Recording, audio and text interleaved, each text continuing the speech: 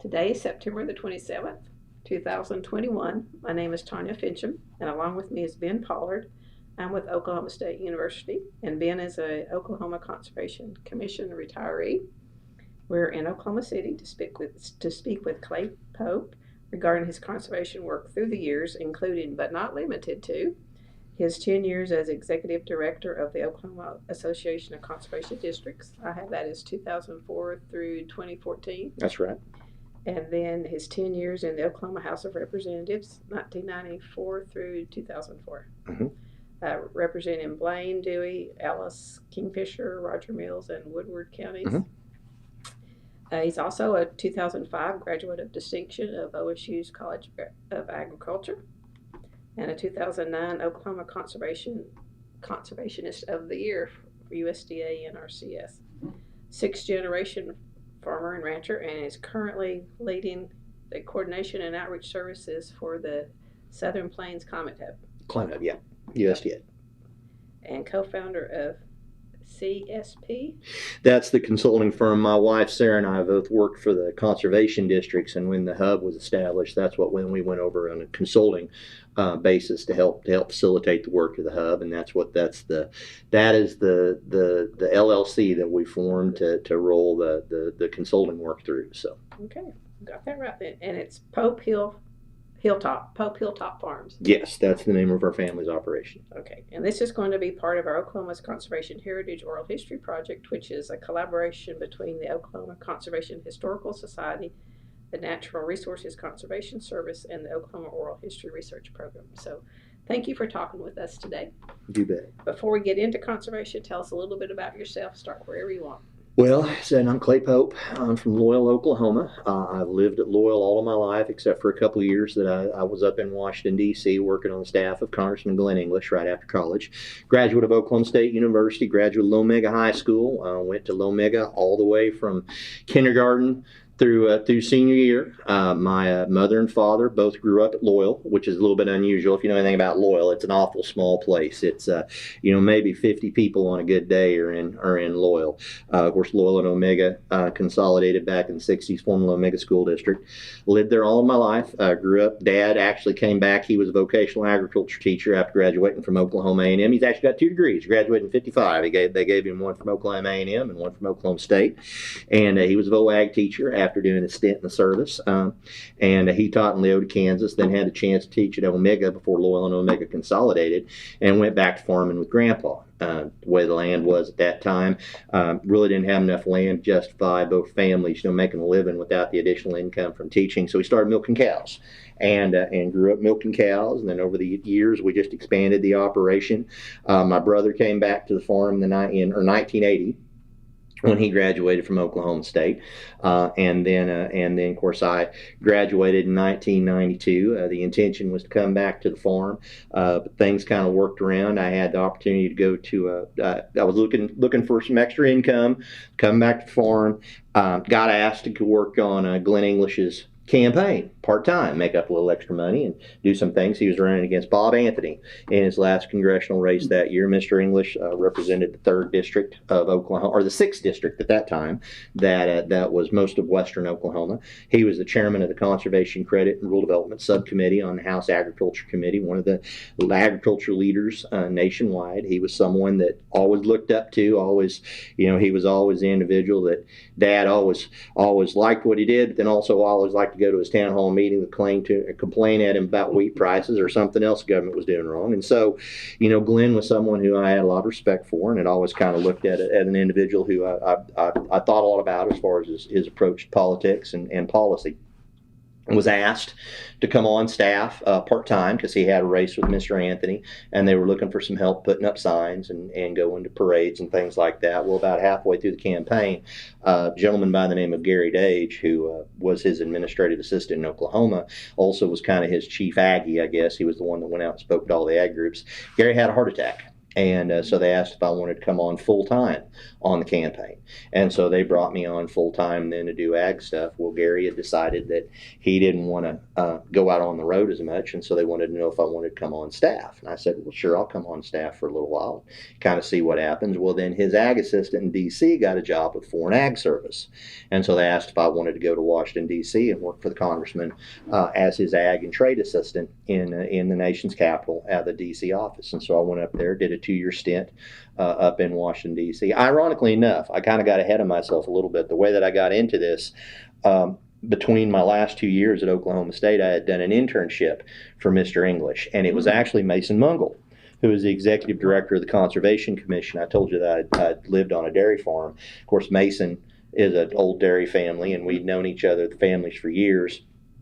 And I was looking for an internship, kind of finishing out, and I'd called Mason up, and Mason was one that had kind of approached Mr. English's staff and said, why don't you think about going to work for Glenn? That's something we in conservation circles, we work quite a bit with Glenn. I think it might be something you might be interested in. And so that was one of the things that helped open that door was Mason.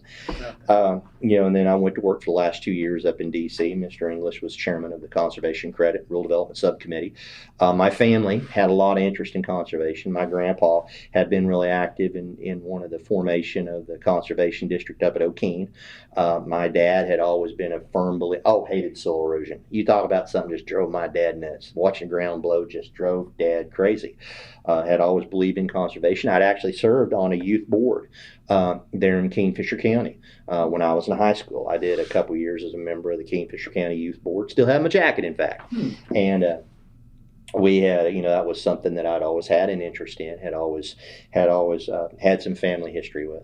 Went to Washington, D.C., worked for Glenn, got a little bit of experience doing a lot of various issues, but conservation was part of it. One of the things that Glenn was pushing then was this idea of site-specific plans for farmers and ranchers, that if there was any environmental concerns on your land, it could be done as part of your technical assistance through the conservation title, that it would give you a modicum of protection as far as any regulations or lawsuits or some of these other things on the federal level. Glenn was kind of playing around with that idea.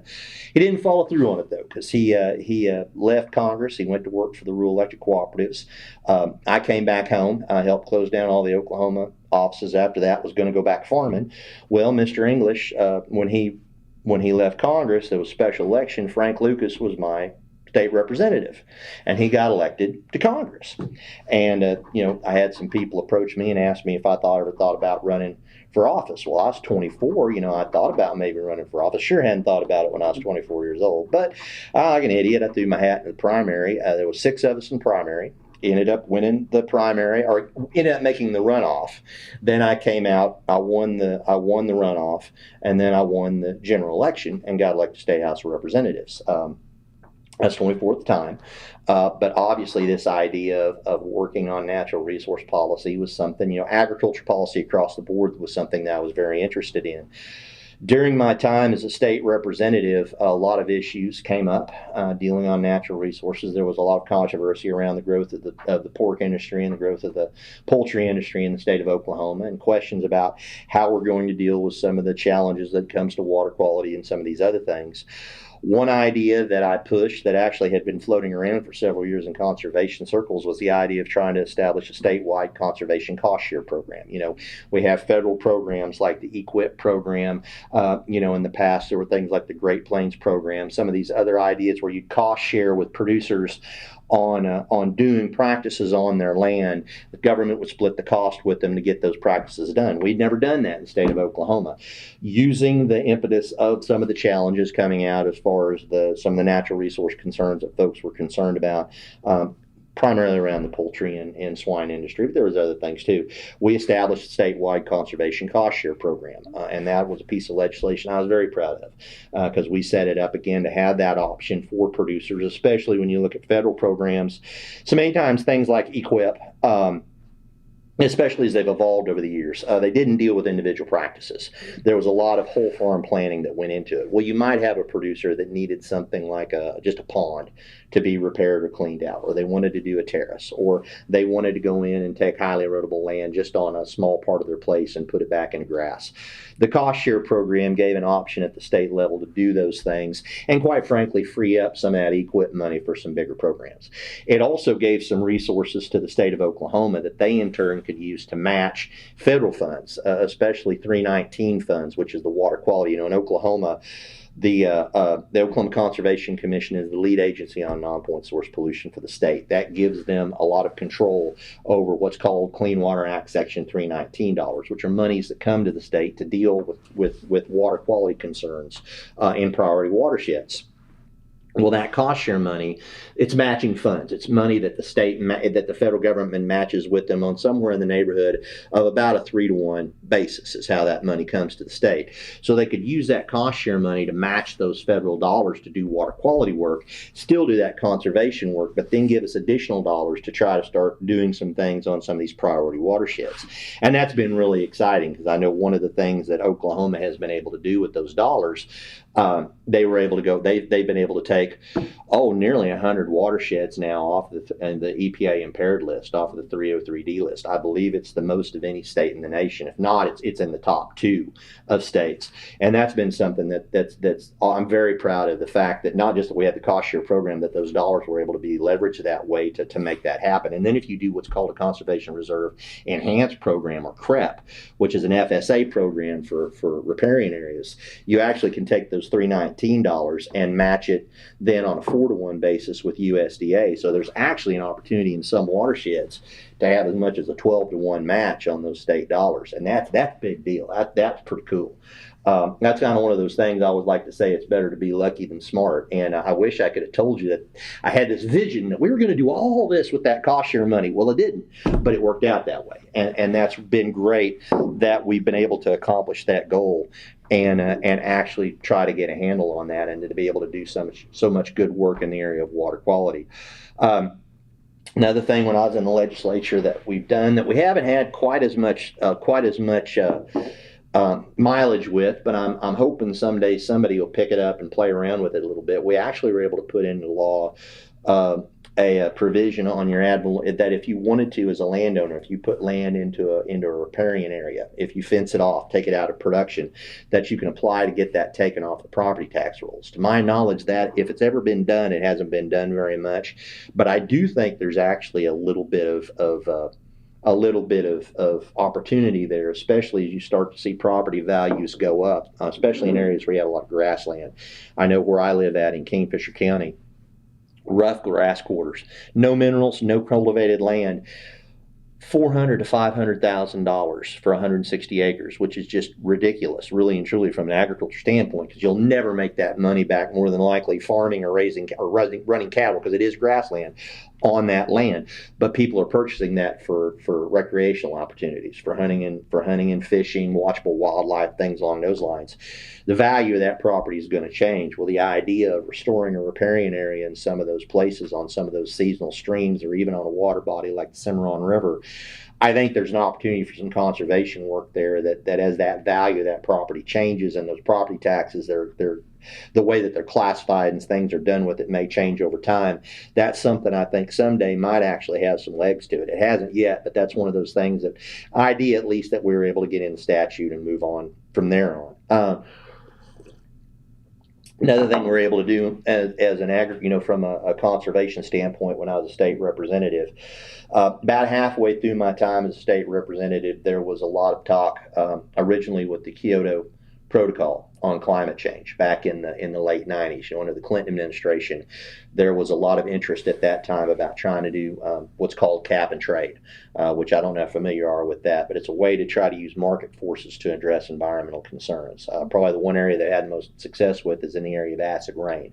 It was actually something developed under the Reagan administration back in the 80s, where they'd say, okay, we're going to set up a hard limit on how much you can emit in this certain area. At that point, sulfur dioxide, again, acid rain.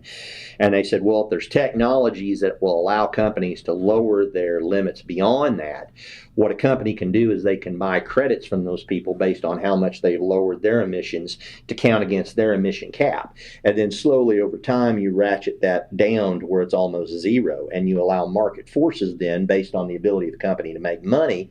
You know, the whole argument that the only thing that's as strong as Mother Nature is father profit. Well, if you can give somebody a chance to make a little money off environmental protection, now all of a sudden they're willing to put the R&D dollars and development dollars into doing it. So they did that, and it really got a handle on acid rain. Really knocked it in the head, because that was a huge problem back in the 60s, 70s, and 80s, and they really took care of it through a cap and trade system. So the Clinton administration said, let's try that with greenhouse gases. Is kind of what the thought was, and the thing was, well, how, if you're going to do that, what kind of offsets will be developed? And one of the things that we were looking at is that when you do things like conversion to no-till, which is one of the things in conservation circles we were pushing from a water quality standpoint, soil erosion standpoint, if you don't disturb the soil, amount of the carbon dioxide that plants breathe in through photosynthesis, because plants breathe in carbon dioxide, breathe out oxygen. Well, so much of that carbon dioxide is stored in the soil in the form of organic matter. And if you don't disturb the soil, it's sequestered in the ground. Plus, if you're no-tilling, you're burning less diesel. At that time, OSU had actually done a study and said it's about 5 gallons of less per acre per year that you're burning growing wheat on average doing no-till versus conventional till. So the thought was, well, hey, there is a value in what these guys are doing, because they're not burning as much diesel, so they're not putting the nitrous oxide into the atmosphere to begin with, and they're sequestering this carbon based on photosynthesis on their cropland.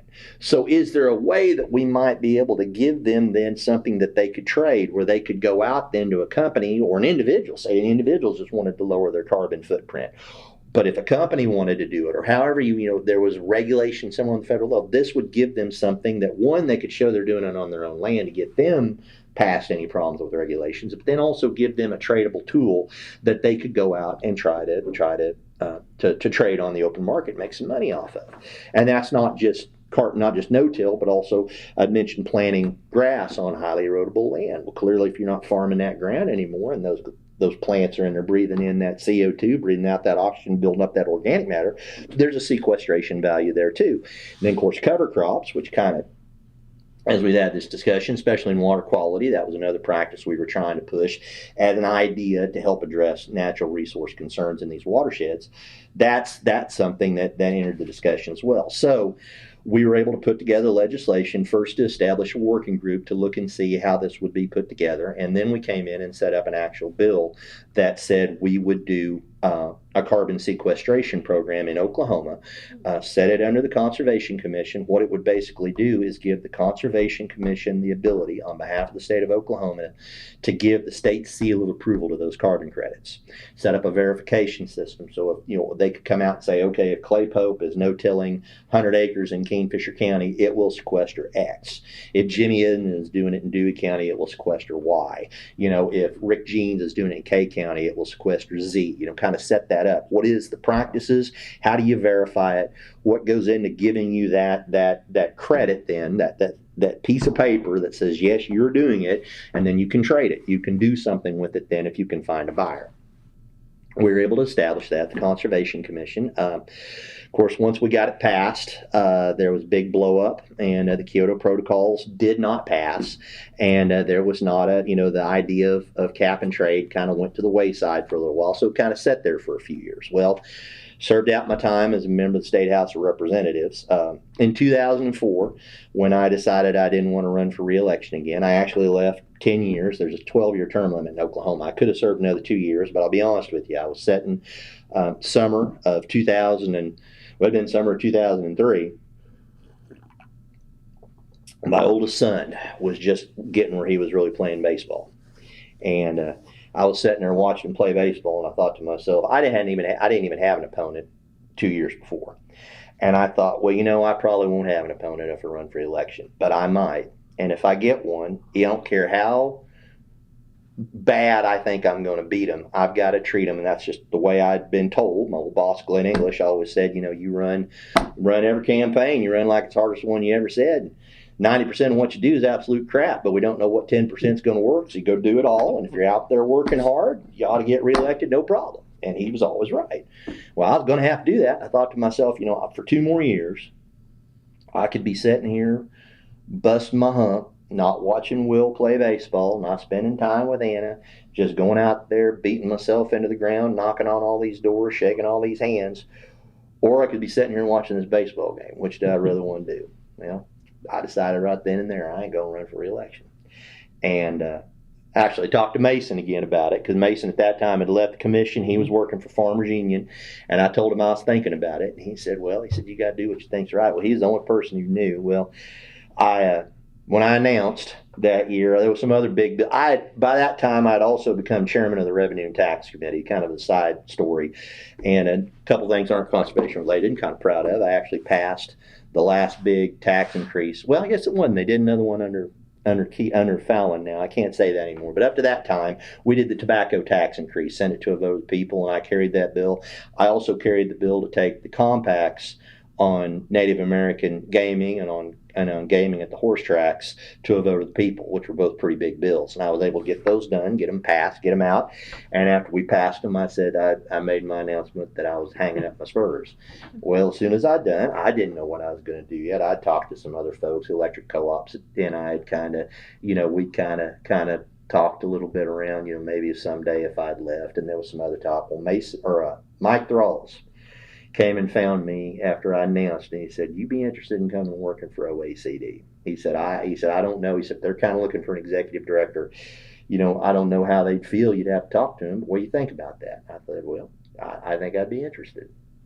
Well, we talked a little bit. They brought me on as executive director of OACD, and started working for the association once I left the state legislature. And so that gave me a chance to work on conservation directly after that. Were you farming at the same time you were in the legislature? Yeah, I was getting ready. So trying to. It's kind of like, that's always been the joke. I don't know if you've ever seen the movie Support Your Local Sheriff with James Garner. And, that's what Jay says. I'm just passing through on my way to Australia. And if I go back and look at my time in college, I went to college with the idea of coming home and milking cows. That's what I was going to do when I went to school at Stillwater. And then it ended up, I did this thing for Glenn English that, again, I was just going to do that part-time because I was back home farming with Dad. Well, it was supposed to be a part-time campaign gig, turned into a full-time campaign gig. Then it turned into a part-time staffer job because I was supposed to work part-time in that Oklahoma City office and farm. Well, then Marietta went to the Foreign Ag Service. And they asked me to go to D.C. full time, and that's what Dad said. You can't pass that up, kid. You got to, just like when you work full time on that campaign, I told you can't pass that up. You got a chance to go to D.C., you need to go. And so that's what I went to D.C. And I was coming home to farm when I got talked into running to office to fill that spot of Frank Lucas's. And I ended up farming part time with Dad and Steve. But then, primarily I was working in the legislature, and then I started doing this thing with OACD. And it's like, well, I'm going to farm part time, do this thing with OACD. And it's kind of kept going with the hub thing, too. I'm a part-timer. Steve's the managing partner of the farm. I try to help what I can, but I'm doing this gig with USDA too. So it's kind of, one of these days I'm going to get back where I'm actually going to get to farm. Hell, I ain't got a chance to do it yet, but that's what I'm wanting to do. But anyway, back on story. So anyway, I get to working with OACD. Took a lot of these things that we worked on in cost share program, primarily trying to find funding for cost share, trying to do things to help the employees out. One of the first things we were able to do when I first started working for OACD that I'm proud of, we were able to get a pay increase for conservation district employees. That was something that needed to be done, and we never did do enough of it the whole time I was there in the legislature. We always kept thinking that the stars would line again where we could make a push to get a pay raise for our employees.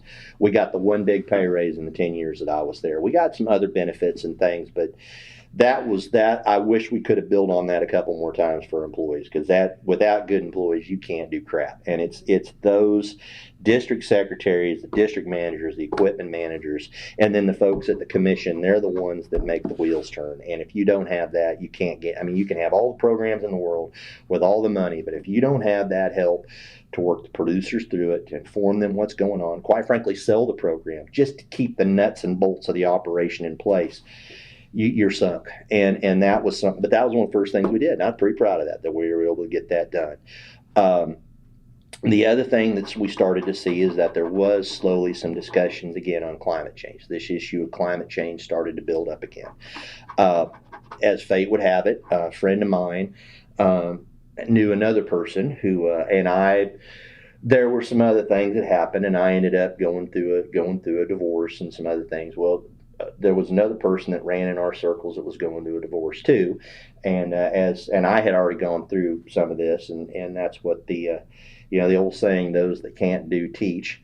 And so well, you might go talk to Sarah. And, it's like she was in between jobs and stuff. And she was big in sustainability circles in Oklahoma. She'd been president of Sustainable OKC and she had worked a lot with Sierra Club and some of these other people that we had made overtures to in conservation, but that was always kind of our standing story, is that in conservation, we're too green for the ag groups and too ag for the green groups, or like I a lot of times would tell the other ag organizations when we meet, I said, when it comes right down to it, you're concerned about regulations. Well, it comes down to environmental regulations. We're the only thing that stands between you and the devil. And the flip side of that is we're going to turn around and we're going to tell you if you're not living by the gospel. I said, so we get to go by both ends of it. We get to walk in between the worlds, so to speak.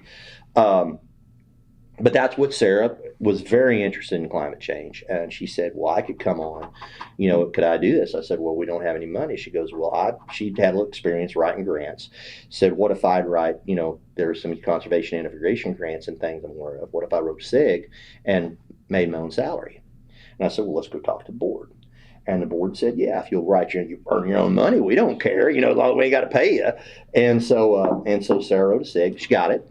And we started running this carbon program. We started playing around with it a little bit. Well, the discussion for Waxman-Markey, which was a bill at that time, was starting to make a little headway, really started to pick up steam doing cap and trade again. And my old boss, Glenn English, with the electric co-ops, they were kind of looking around a little bit for an option to play with if this did come to pass.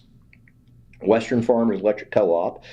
We also had some people in conservation that was involved with the electric co-ops in Oklahoma too. A lot of cross-pollination in these groups. They expressed an interest in working with us on trying to set up a carbon sequestration program.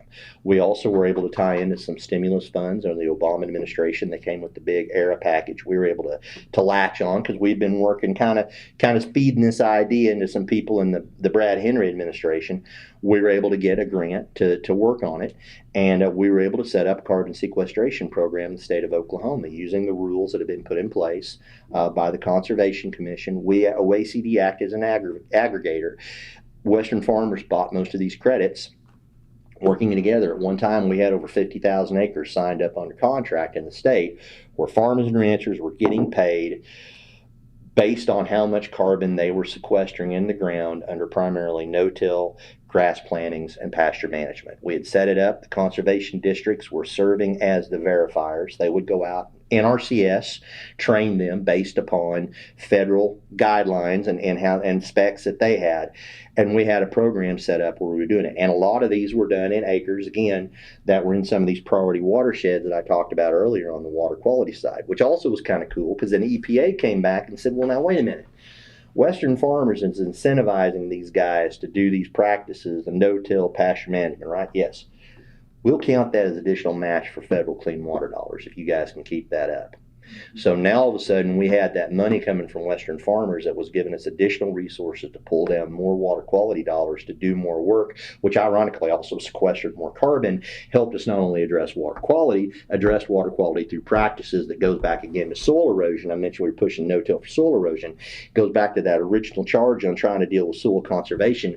Work for soil conservation leads to doing work that improves water quality, which in turn leads to work that helps address climate change through carbon sequestration and avoided emissions.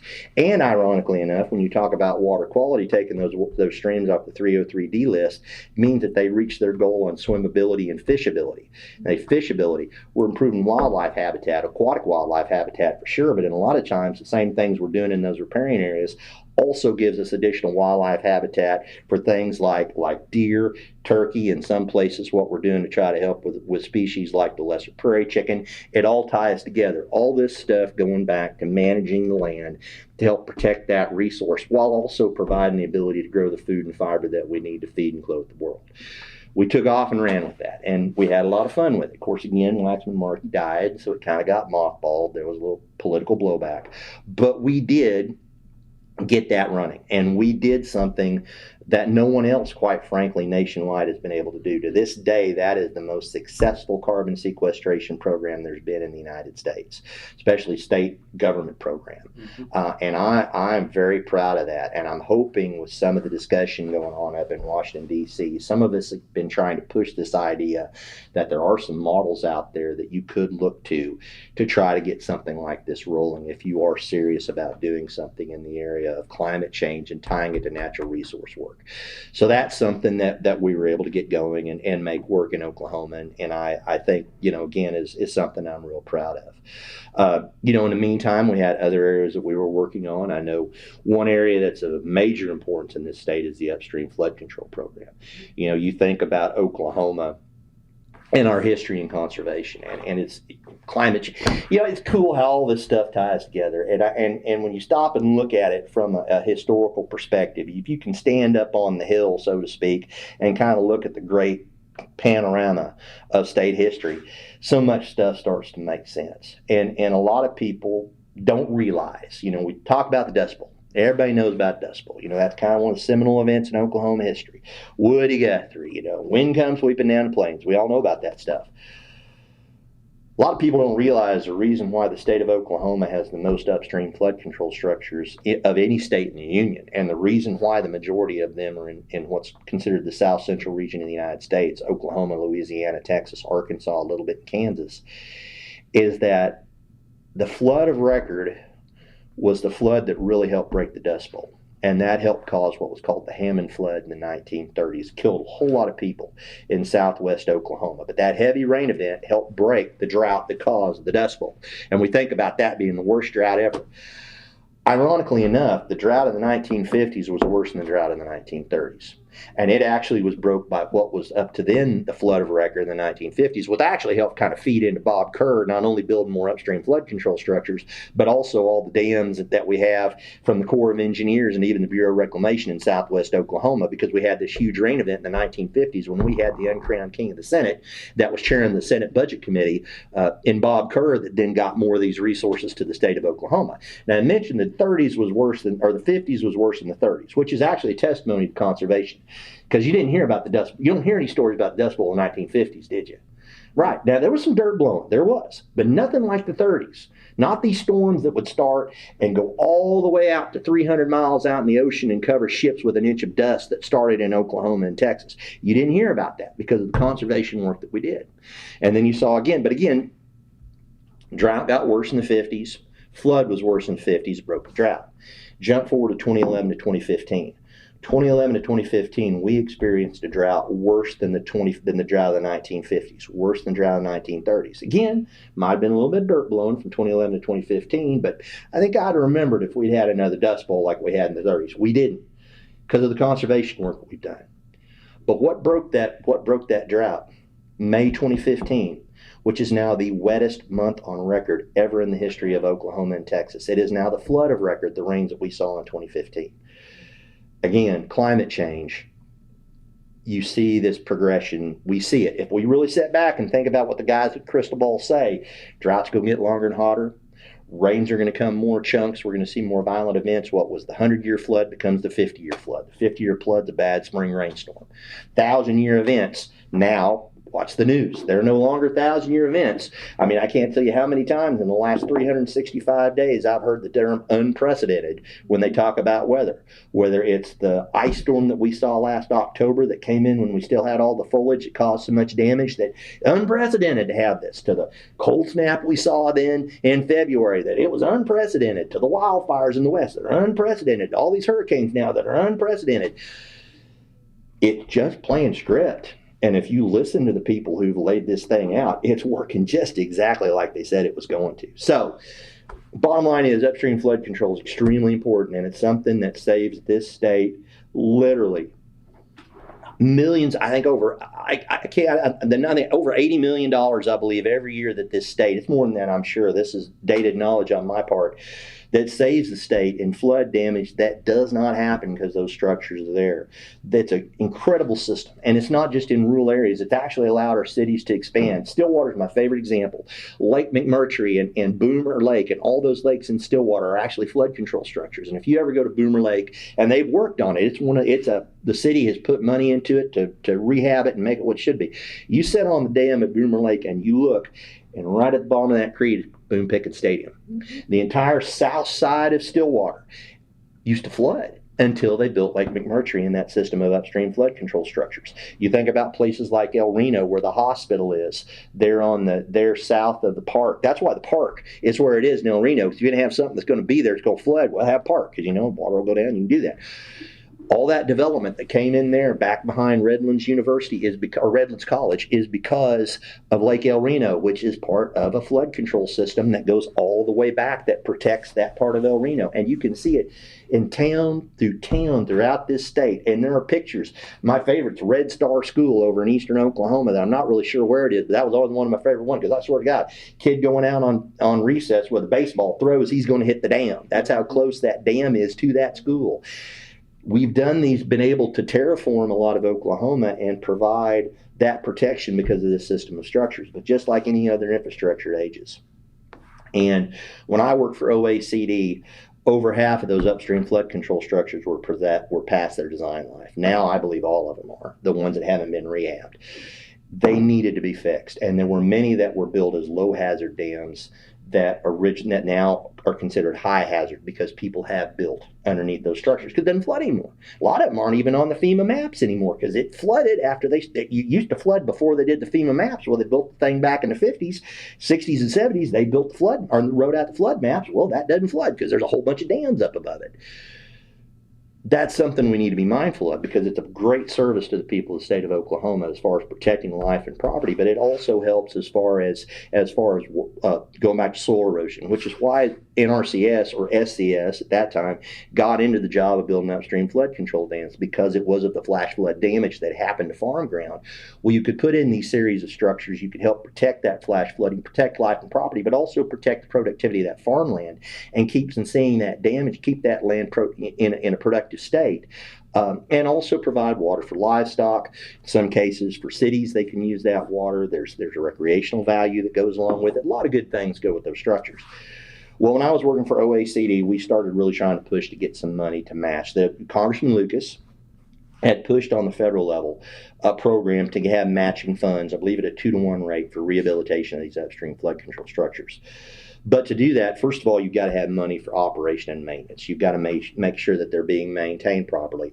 But then the state has to come up with the match to actually pull down those federal dollars to rehab those structures. Millions of dollars a dam. I don't know what it averages now. It was around $1 million when I worked for OACD. And if you stop and think about that, when we have over 2,100 upstream flood control structures, 1,000 of them past their design life, you do the math. That's a lot of money. But one thing that did happen, again, climate change. We had an unusual situation when I was working for OACD. We actually had a tropical storm reform over the state of Oklahoma. If you remember that, the tropical storm, was it Aaron that came in the mid 2000s, came in and reformed over the state, caused significant damage around the state. Kingfisher, you remember the water rescues that happened on the west side of Kingfisher. There was damage spread throughout the region. It was a real mess. My personal favorite when we went down and toured Sugar Creek in Caddo County, which, Caddo County is an interesting case when they talk about conservation around the country. There were couple years there when I worked for OACD, there were more disasters declared in Caddo County than there were in most of the other states in the United States, just in that one geographic region. Just something about, you think about how Oklahoma is, where we're located, it really is an area. And if you know anything about that area, we call it Sugar Creek, that means what it says. It's sugar sand down in that area. It's almost like a mini Nile Delta. Over the eons, the sugar sand has come in and formed this beautiful delta area when the flooding, the floodwaters would come up, go down, the sediment would stay there, very productive land. But it also flooded periodically. And so sometimes man in his hubris does things that, looking back on it, might not have been the smartest thing to do. Federal government, SCS was part of that, decided, well, we're going to channelize this. We're going to keep towns like Binger and Oney and all these other places for flooding, Anadarko. And they did. When they did it, they sped that water up. And so now that sugar sand, instead of going out, slowly coming back down, it's rolling like a freight train in a straight line. And so when you have a heavy rain event like Aaron, those banks just collapse in. And I remember when we went down and toured this one area in Caddo County, and the conservation district director that was taking us around, there were these banks. Oh, they were probably 12, 14 foot high, which, anybody who farms on creeks and stuff, you see that occasionally. The historic bank, Cimarron River, they're probably a 40-foot grade, and there'll be these cliffs and stuff. So I just figured that. He goes, yeah, not before Hurricane Aaron, I could drive across all that with a four-wheeler. That's how much erosion happened in that one event. 14, 20 foot, just straight down, because that stuff just all collapsed, because that water got to rolling through there, and that power, you don't think about the power of water and what it means. Well, we made a push to the legislature that there's damage, and it's damage not just to flood control structures, although that is a big part of it, but also damage to farm ponds. There's conservation practices around the area that need to be fixed. We made a push for a conservation bond. We said we need a bond to help repair this damage. We can use that money. Some of it we can pull water quality money in, and if conservation damage we're going to repair is in these priority watersheds. Guess what? When we stabilize these banks, we're going to solve the conservation problem, but that in turn keeps that soil particle in place. 90% of the crap that's getting into that water as far as bacteria and nutrients is tied to that soil particle. We can keep it in place, bacteria and nutrient loads go down, and turbidity, plain old dirt in the water, is our biggest water quality problem anyway. If we can do this, we will start really taking a crack at these water quality issues. We're going to do that. We're going to match this upstream flood control money so that we can repair dams, maybe, heaven forbid, maybe build some dams, because at that time there was like 300-400 sites statewide that needed to be sited that we didn't have the money to build. So let's try to do a handful of these if we can possibly get enough money. Get money out there for that cost share program so that we could fix farm ponds, so that we could help guys deal with blown terraces, things like that. And we were successful. We got it done, and we were able to secure money and probably do as much conservation work. We hadn't done conservation work in this state like that since Bob Kerr was chairman of the Senate Budget Committee. A lot of people don't realize that. And what happened was the era, again, it's always better to be lucky than smart. I wish I could say we knew that Obama was going to get elected and we were going to have the financial crisis and they were going to come in with this huge pot of money. Well, they came in with a huge pot of money, and we had the money to match because we had done this bond issue, and we were doing conservation work that needed to be done for a long time. We still got a lot more to do, but we were able to make some serious headway, and I think $25 million. 25. Well, that was what the bond, which was the largest package in my memory. And that's what we were able to match that. And I think set the stage for a lot of work that came later, because I know conservation, there's been yeoman works done since I left OAC to keep that legacy going. We have done, we started movement that has done a lot of good and continues to be done to this day. And it's something I'm very proud of. I mean, when you think about those initiatives that we've done, we got a lot started, and hopefully we can keep that legacy continuing. And it's not just me. I mean, you think about, when I think about, I did stuff as a state representative on the cost share program and the carbon program, did some of these things like the tax credits and other stuff. But then I think about guys like Dale DeWitt. When I was in the legislature, Bruce Price, Senator Price was a Senate author on all that crazy legislation I came up with. Mason was lobbying for Farmers Union and helped to push it. We had friends in Farm Bureau, friends in Cattlemen's Association. We were able to bring a coalition together. We had leadership from Ben, from Mike Thralls. You think about Dan Lorance, Scotty Harriman, Joe Parker. You just start going down through the list. Steve House.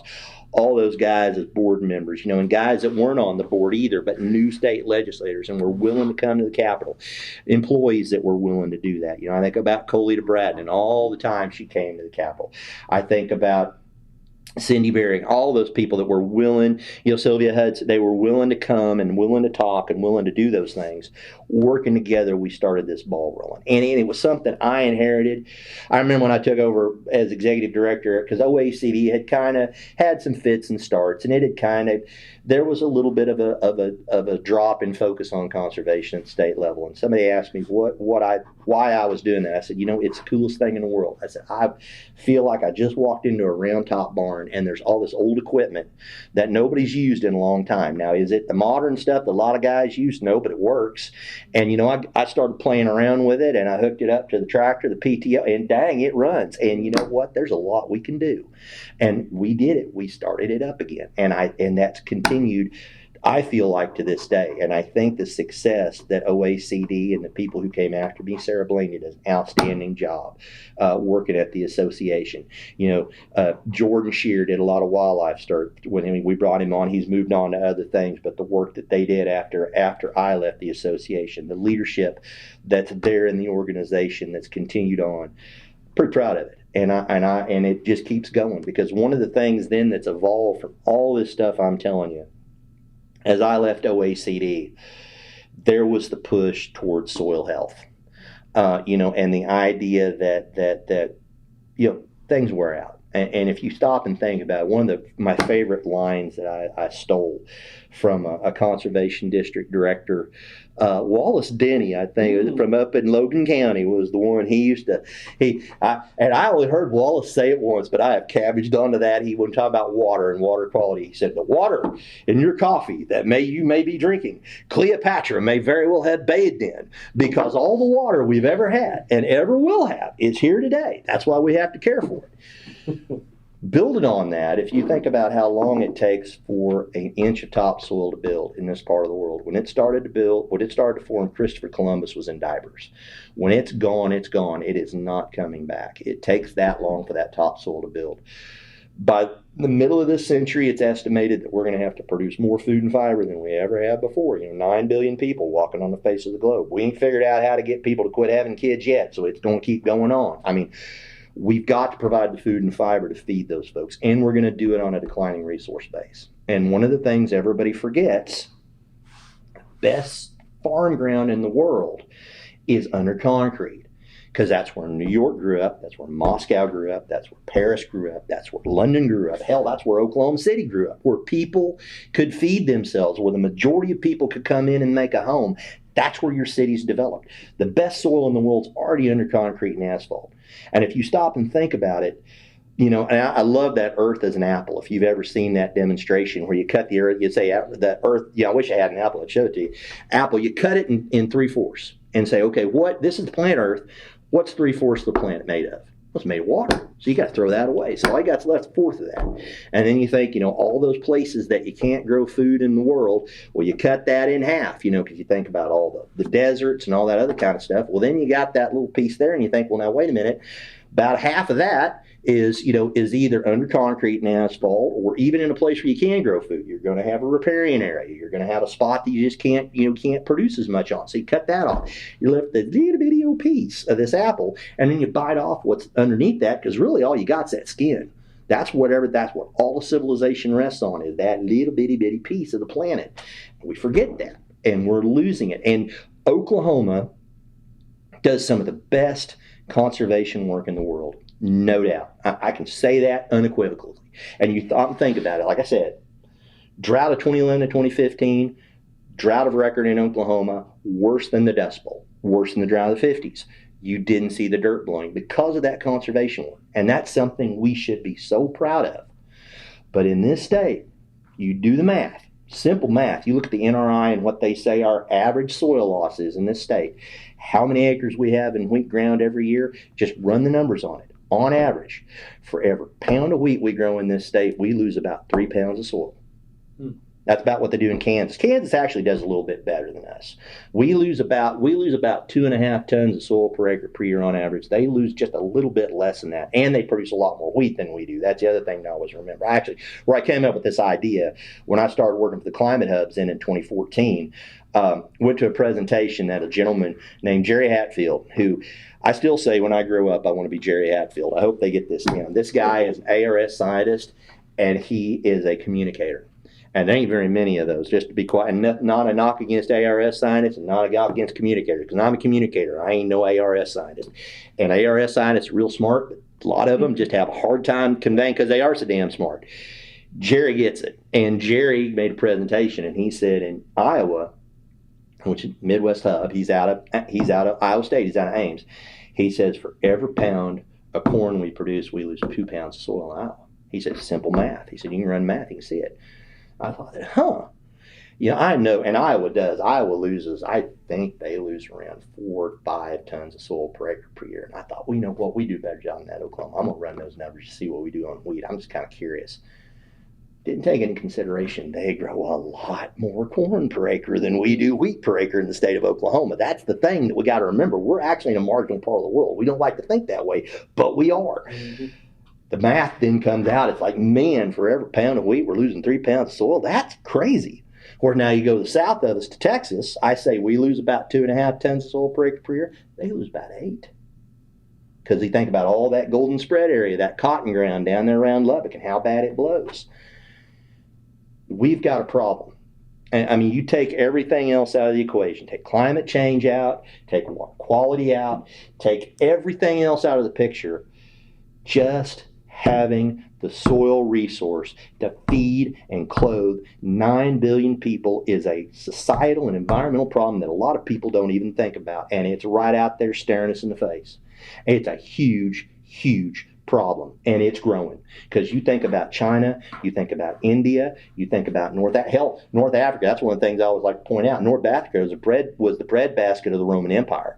Syria, they call it the Fertile Crescent. Now, watching all them kids fighting over there in Iraq, I don't know about you, but where our boys and girls were fighting and dying, it didn't look very fertile to me. But that's the Fertile Crescent, because over eons, desertification kicked in. That's what we were doing in the 30s. We were doing desertification on an industrial scale in the 1930s. We learned our lesson. We turned the clock back, but we still got a long way to go. The cool thing is, though, and this goes into me working for the climate hubs. I guess kind of, again, got ahead of myself here a little bit. I started working for the USDA under Secretary Vilsack in the first Obama administration, set up what was called the Climate Hubs, the Climate Hub program, where it was an initiative. It's not done by statute. It's purely a secretarial initiative to help coordinate efforts among the USDA agencies to help address climate change, to help producers come up with strategies to deal with extreme weather events. Also to help coordinate research efforts to try to come up with tools to help mitigate climate change's root causes, if at all possible, to work together to try to both mitigate climate change and to adapt to the extreme weather that climate change is exacerbating. We worked at OECD, and we were doing the Climate Hub program. We were doing the carbon sequestration program. So we had been working kind of in this same vein. Well, Fort Reno, National Grazing Lands Laboratory at El Reno, was in the running for the location of the hub to cover Oklahoma, Texas, and Kansas. Because it was going to be, they had decided we're either going to put them at Forest Service facilities or at ARS facilities. Now, all USDA agencies were expected to partner in this effort, but we're going to locate them in those. That's where they're going to physically be headquartered. Well, we worked with Congressman Lucas, who expressed an interest in getting the hub for this region in El Reno for various reasons. And we worked with Congressman Lucas on getting that done. OECD served on the board to put together, we were one of the advisory groups in putting the plan together for the hub. We wrote several letters, did a little lobbying, and we ended up getting the hub in El Reno. Well, here's the problem, though, and the hubs were a good idea. Now, what do we do with them? Well, folks who were running the hub didn't know what to do with it either. And so Sarah and I were at OECD and said, you guys have been working on it. Would you be interested in maybe coming over and help facilitate what we're doing? Well, that SIG that Sarah had written, that ERA money was all starting to cycle out. And we were going to have to make some decisions what we're going to do. We left and went to work for the hub. And we've been doing that ever since. Or CSP LLC, which we formed. We talked about that earlier. We are consultants. I am not a federal employee. I am a consultant for USDA. But we've been doing that as a often in different capacities ever since then. We are actually funded by NRCS I mentioned every agency came in with a contribution for it. Part of NRCS's contribution was funding our work to facilitate the work of the Southern Plains with that focus primarily on soil health, and that's evolved also into prescribed fire. We've also started doing some things now with the upstream flood control program, trying to help show, because in all honesty, that upstream flood control program, the small watershed program, in my mind, is the first climate adaptation program that USDA ever came out with. And you stop and think about it, we're dealing with with flooding. That really was violent climate change is what that program was designed to help address. And so that's something that we've actually been in the climate change business a lot longer than we realized. But that was something that we've done. So we've been pushing that. And like I said, we've been working for it. I'm still doing an agreement with NRCS to facilitate. We've actually upped our agreement for the next fiscal year, and we'll be working on that again going in through 21 and finishing out 2021 and 2022. The idea is then this concept of what we talked about with basic conservation, going back to soil erosion. The same practice 9 times out of 10 that you want to do to help control soil erosion is the same thing that you want to do to help protect water quality. It's also the same things that you want to do to help increase and maintain the productivity of the land by restoring the health of the soil. How do you restore the health of the soil? By feeding the microbial community underneath the soil, by improving organic matter, and by doing things that help with the nutrient exchange with that community of bugs, bacteria, and fungi in the soil. Those are all the same. So the same things that you want to help to build organic matter, which in turn is what you want to do to take CO2 out of the atmosphere and not put as much in to begin with burning. Same things you want to do to help control erosion, which ironically are the same things you want to do to help with water quality, which ironically are the same things that you want to do to help expand the water holding capacity of the soil, which helps with water quantity. Because if you think back to the drought of 2011 to 2015, if you don't have those heavy rain events, if the soil can hold on to more of that moisture, it releases it more slowly, which helps with your stream flow, which helps communities downstream have a more consistent water supply. So it helps with water quantity. It also helps relieve pressure on irrigation needs in areas like the Ogallala Aquifer. It's also the same thing that you want to do to help improve fertilizer efficiency, because studies have shown if you can improve the microbial health of the soil, you can increase fertilizer efficiency by over 60%. In fact, there was a researcher with ARS up at Mandan. She's gone on to other things now. I think she's at the Rodale Institute out in Pennsylvania now. But I heard her talk one time. She said, if you're not doing things to feed, another line that I've stolen from somebody much smarter than me, that if you're not feeding the subsoil microbial community of the soil, just do yourself a favor. Don't put down fertilizer. Just take your money, go to the bank, start throwing dollar bills into the water, because that's basically what you're doing, because half of the fertilizer you're putting down, you're wasting.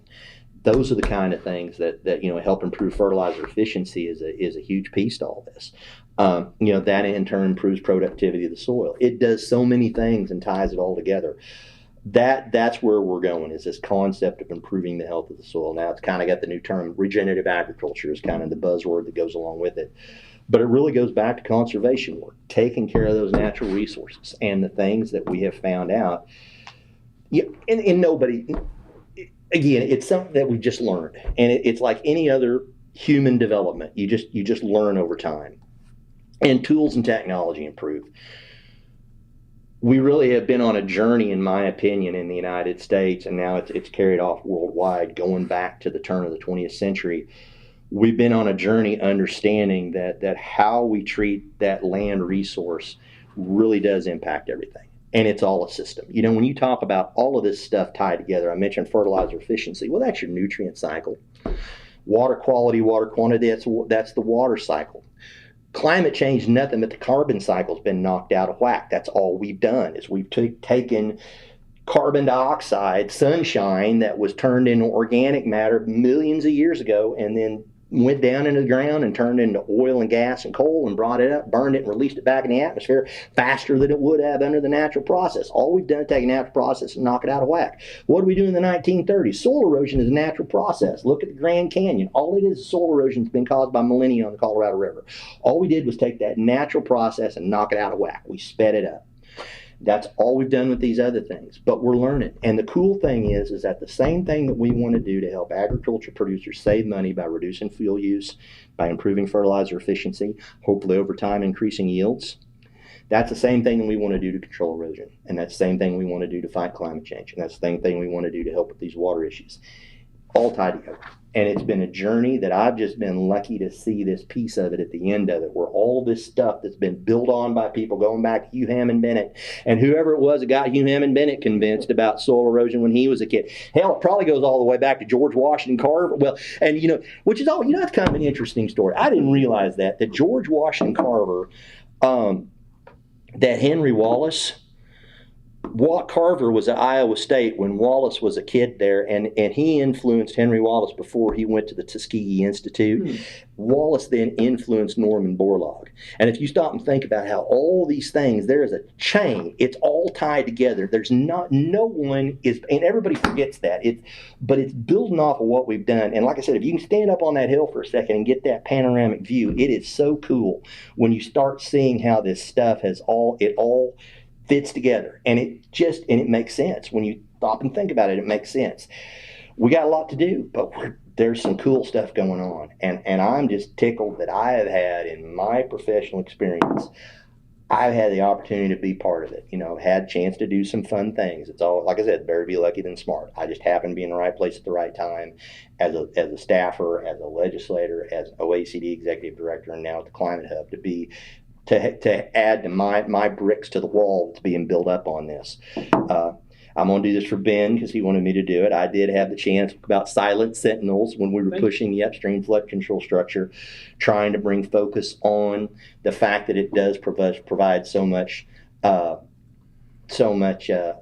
protection to human life and to property throughout the state. I remember Senator David Myers, one I didn't mention, who worked with Dale DeWitt on so much of this legislation that we're talking about. David Myers, I remember he said something about the Oklahoma tsunami. You remember that one of these days we're going to have one of these storms happen, and these structures are stacked on top of each other, and I could see a situation where you have a cascading impact on something like the Ouachita River, and it's going to have a huge impact. And he's right. In fact, that was one of the things I think he said, yeah, if we're not careful, we're going to wake up some morning when these dams are going to break, and boom, we're all going to die. And that's what we had a little fun with that. But it is true. I mean, it is a true statement that there is a value to the people of the state of Oklahoma from these things, and they all fit together. And what's cool is that this has gone through the history of this state, and it's passed through our lifetimes. It's helpful, I think, occasionally to stop and to look back and to realize how this all is a journey, and we're not done yet, because there's so many things we don't understand. I had a soil scientist, Jason Warren at Oklahoma State, who I don't know. We've had our bits and starts on soil health stuff before. I respect Ella. Jason's a great guy. But one thing he did tell me, he said, there has never been a study ever saying that you have to plow. Never been. He said that's how they made seed beds, that's how they controlled weeds, and so that's what they did. And he said it's never been a definitive study, and he actually put me onto a book called Plowman's Folly that was wrote by a extension agent in Ohio in the early 1940s, talking about no-till, and he talked about how nature doesn't plow. And he said, we shouldn't do it. And when you talk about health of the soil, guy who was the head of the soil science department at University of Missouri, sailors coming back from the war, wasn't soldiers, it was sailors. Of course, food sources were a lot more local back then. He claimed, and we're finding this out now, and there's a lot of talk about this, about the nutrient value of food and how that's changing with the drop in our soil mineralization and the nutrient value of the soil, and also what we're seeing with climate change. He said at that time he could tell you within, I think it was 10 miles of where a sailor was from based on his teeth. Based on the health of his teeth and where they were at. You tell me they're from Ohio, and you let me look at his teeth, I can tell you within 10 miles where he's from. And there's research pans that out. Because he said you could tell by how healthy they were, and the best place that showed up was in their dental records. And he said, I can show these guys coming home from the war where they're from. And he did that back in the 40s. And that knowledge has just kind of laid around. And some of it we didn't have tools. I mean, herbicides and chemistry and genetics now have given us the tools where we can do a lot of things in no-till and soil health that we didn't do before. And we still don't know. That's another line that I've stolen. You can go out into the yard with a tablespoon and dig up in any yard and put it under a microscope, and there are more forms of life in that tablespoon of soil than there are humans walking on the face of the globe. 3/4 of them, we don't have any idea what they are or what they do, but we know there's a relationship there. There is a symbiotic relationship that is built up over the eons that we're now just starting to understand. And that's what's so cool, because I said it before and I'll say it again. I think I said it when you were there at the commission still, and I was at OECD. I honestly believe that soil health, regenerative agriculture, whatever you call it, I think we are viewing a paradigm shift in production agriculture that's going to be as important and as impactful as the invention of the moldboard plow. Now you stop and think about that, and I mean that sincerely. We are on the cusp of a shift in agriculture, in it's a paradigm shift, and it's going to impact agriculture, obviously, but there's all these other areas of human life and civilization, because we always forget, because there's so few of us in production agriculture, and we've gotten so interested and we get tied up in commodity programs, and it's important, and we should, but we forget all of civilization. I've got a picture at home that I love. My wife bought it for me because I said I saw it in high school. And of course, she's a lot smarter about using the internet to buy things than I am. But I told her it's an old Grange picture. And it's this picture. It's all these different scenes. It was done in like 1880s, 1890s. It was a promotion poster for the Grange, and it has this preacher up here in this corner. It says, "I preach for all." He's up in his pulpit, and over here it's got this guy that's a physician, and he says, "I doctor for all." And then there's a lawyer, and it says, "I plead for all." And there's a soldier, and it says, "I fight for all." And it goes through all these different occupations, and then in the middle is a guy behind a plow with a team of horses, and it says, "I feed you all." And that has stuck with me, and it's like everybody forgets civilization rests on an inch of topsoil. Without the person providing food and fiber, everything else we do is for naught. And then we find out how it affects all these other things around us. It's exciting, and it's fun, and I can't tell you how grateful I am, and how happy I am, and how fortunate I've been to be part of this discussion. I'm still part of it. I hope we can keep this discussion going. We're still working on some other areas. I've had the chance to work on some climate change stuff through my position with the Hub and through the other organizations that I'm still a member of as a part-time farmer and rancher. And it's just exciting. And I think there's some real opportunity. Now, there's some challenges that go along with that. I mean, we can screw things up. But I'm also hopeful. I'm also hopeful that if we'll keep working and we'll keep, have a little chance to see that view and keep our eye on the ball, I think we can do some great stuff. And it may take some fits and starts before we get there, but I said before and said again, sometimes I feel like that fella that pulled up the Rosetta Stone out of the ground, but I can't figure out, I don't know how to read Greek, and I don't know how to read, anything. So it's like I got to try to find somebody that can decipher this damn thing. But I know we got something. I know we got something cool, and it's fun to be part of it. So you've been through a lot. I mean, 10, and 10. So you're gonna be in the climate hub for 10 years. Yeah, well, almost 10 years. Getting close, yeah. Yeah. And then what? Who knows? I'm still, hell, if you'd asked me when I was 24 years old, you'd asked me in 1992 when I quit and came home and was farming, and I got in Gary Dage me and Dad went to the Hennessy post office to bitch about wheat prices to Glenn English, and I was going along with Dad because I'm farming now, so I'm supposed to go bitch about wheat prices too. Got to go talk to Glenn. And Gary, who was the administrative assistant, grew up at Kingfisher. Dad grew up at Loyal. They'd known each other their whole lives. And Gary was the one that said, "Well, Bill, because I'd done that internship, said Bob Anthony's going to run. I don't think it's going to be much of a race, but I think Clay wants to make a little money. We need somebody to help these parades." And Gary gave me my start. And Gary was the one that brought me on. And then Gary had a heart attack, and they needed somebody to go talk to the Farm Bureau and Farmers Union and cattlemen meetings. I was the only Aggie in the group, so I got tapped. "Would you come on full time and do it?" Dad was like, "We can't pass that up, Clay. Go do that." And so I did it. Campaign's over. Glenn won, like we all knew he would. And Clay, Gary didn't want to go out on the road as much. He'd gotten better, but he kind of had a scare there. "Would you work part-time in the Oklahoma City office? We'll set you up a desk. You could work a little, help with answering telephone calls and stuff. And then as we need you can go out on the road." It's supposed to be a part-time gig, 2 or 3 days a week. Okay. Started doing that, and I swear about a month into that, Marietta called up and said, "Clay, I'm getting on work for the Foreign Ag Service. What do you think about working for Glenn?" And I'm like, "Good God, I never thought about going to D.C. And that's what Gary said. "Well, let's think about going up there, Clay. I think you can go up there and do a good job. Get you some experience." Dad's like, "You ought to go do that." And so, there I went to D.C. and If you told me when I did that I was going to be a state representative 2 years later, I'd say you were crazy with the heat. And then if you told me when I got to be a state representative that I was going to be a lobbyist 10 years after that, I said, nah, that ain't going to happen. I don't know what I'm going to do, but I don't know if I'm going to do that or not. And if you told me I was going to be working on the Climate Hub when I was 52 years old, I'd say you're crazy too. Of course, if you told me I was going to have 5 kids too, I'd say you're crazy also. So here I am with a basketball team for a brood and still working on all this stuff. So Clay, can we go back to your background is in ag communications, right? And, yeah.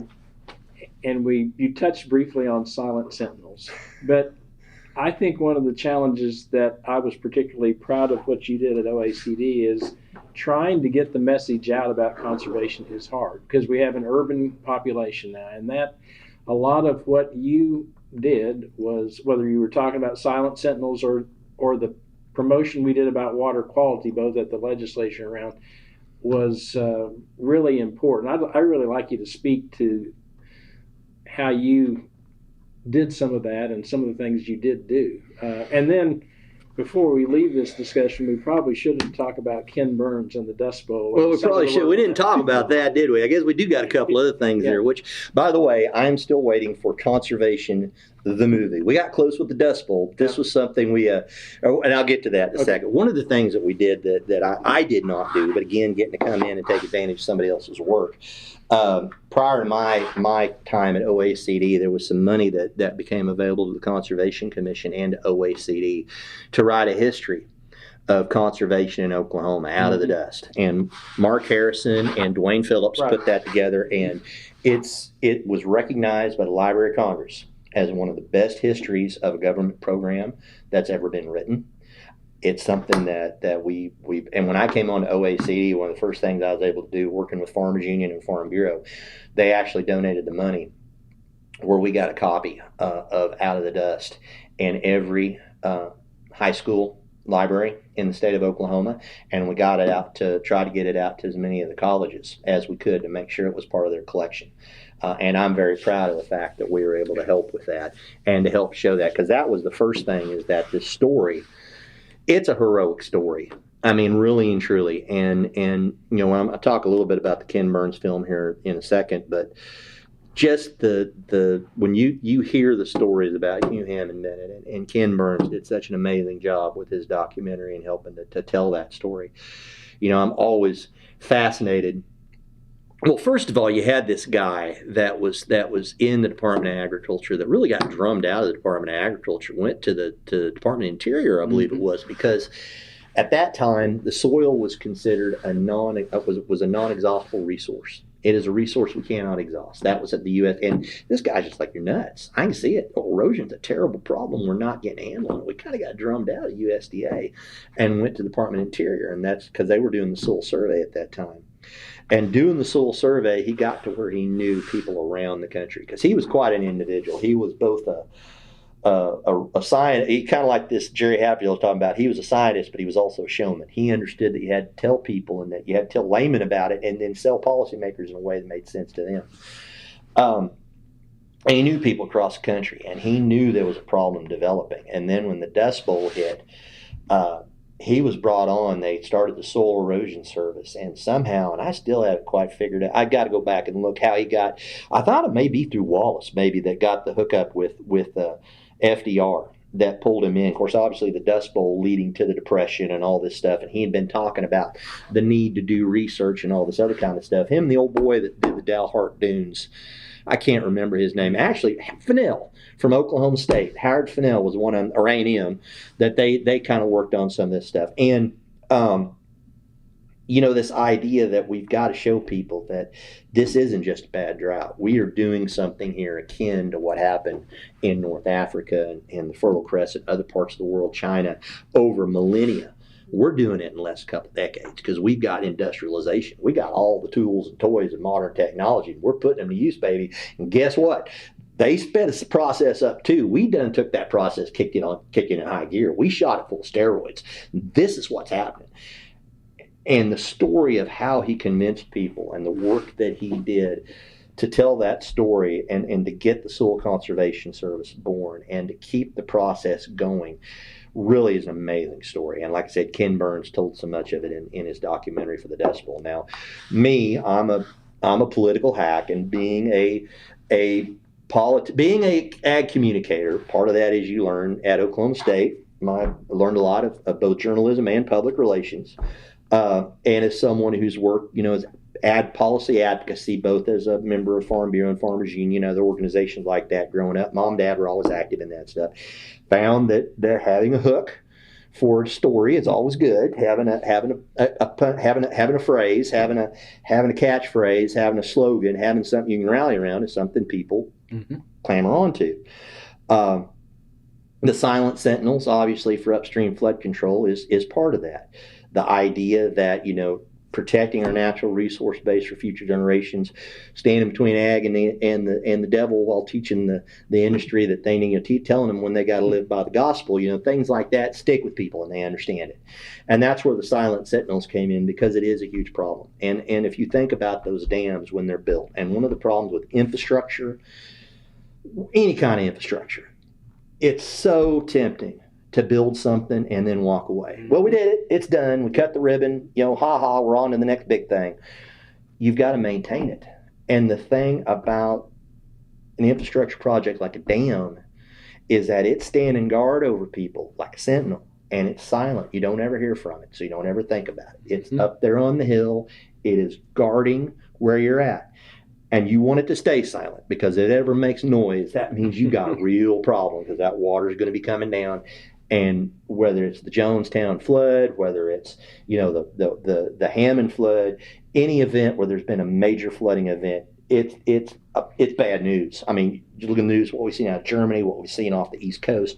I mean, it's Louisiana. I mean, you name it. You see what happens when you have those violent events. We have that infrastructure in Oklahoma. We have more shoreline than the Gulf Coast and the Atlantic Coast combined, but we do not have one natural lake. Every piece of water impounded in this state is through terraforming. We don't think about that. We have re-engineered this state in a manner that I think thousands of years from now, there's probably going to be people talking about how in this one place in what was the United States of America, no matter what's happened, or that is the United States, whatever it is, that look what they did in the 20th century. Because it affects not just controlling flooding, but it also provides water that affects the rest of the ecosystem, whether it's just simple evaporation and what that means as far as weather currents. I mean, it has a huge impact across the board. People don't think about that. But it's there, and it's great, and it's done amazing things. It's allowed us to do all kinds of stuff. And then when you put in what Bob Kerr did with the rest of the system, whether it's the Kerr-McClellan Waterway or, Lugard-Altus and what that's meant for the cotton industry, all of the water up and down eastern Oklahoma that provided resources for human consumption, for recreation, for agriculture, you name it. That's something that you have to maintain. And if you don't maintain it, there is not just a problem for your economy. There literally is a problem for life and limb if you allow it to get to the point where it's going to break. And the flood control structures are a perfect example of that. When I came on at OACD, people were a little scared to talk about that because they didn't want to put people into a panic. But it's like, maybe it ain't a bad idea to put it there, because if it does break, it's on us if we ain't telling the story. We've got to sound the warning, because we're the ones in charge of this crap. It was given to us. Local districts are the sponsors. We've got a liability issue there. We hold easements on these structures. We have the responsibility to care for this. And if that means we got to scare people, let them know that, hey, it's truth. You don't take care of it, this is going to happen. They got to know. It's just like anything else. It's like, you don't maintain that bridge, it's going to fall down. If I'm the engineer telling you got to fix it and fall down, if it falls down, you're the one that could have funded it, it's on you, it ain't on me. But if I don't tell you, it's on me, because I didn't tell you the right story. And that's the truth. And that's on the flood control structures, is exactly that. Same with water quality. And one of the things that I think is a great story in Oklahoma that we, again, should be proud of. And we don't talk about it very much in this state, or not like I think we should. I mentioned we've taken more streams off the EPA impaired list than any other state in the union, and people don't talk about that.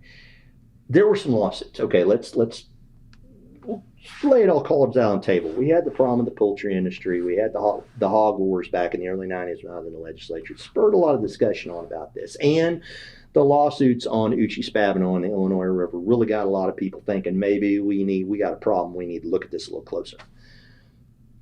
But outside of that, and if you really look at how that's all shaken out and the impact that it's had on the industry, the vast majority of the water quality success that we've had in here was not done through lawsuits or regulations. It was voluntary conservation. It was working with producers with an open hand of friendship instead of iron fist of regulation. And it was the willingness of those producers to come to the table and do work. And it was the hard work of those. And here's the trick. Here's the other piece that doesn't get talked about very much. It's so important in Oklahoma, I think.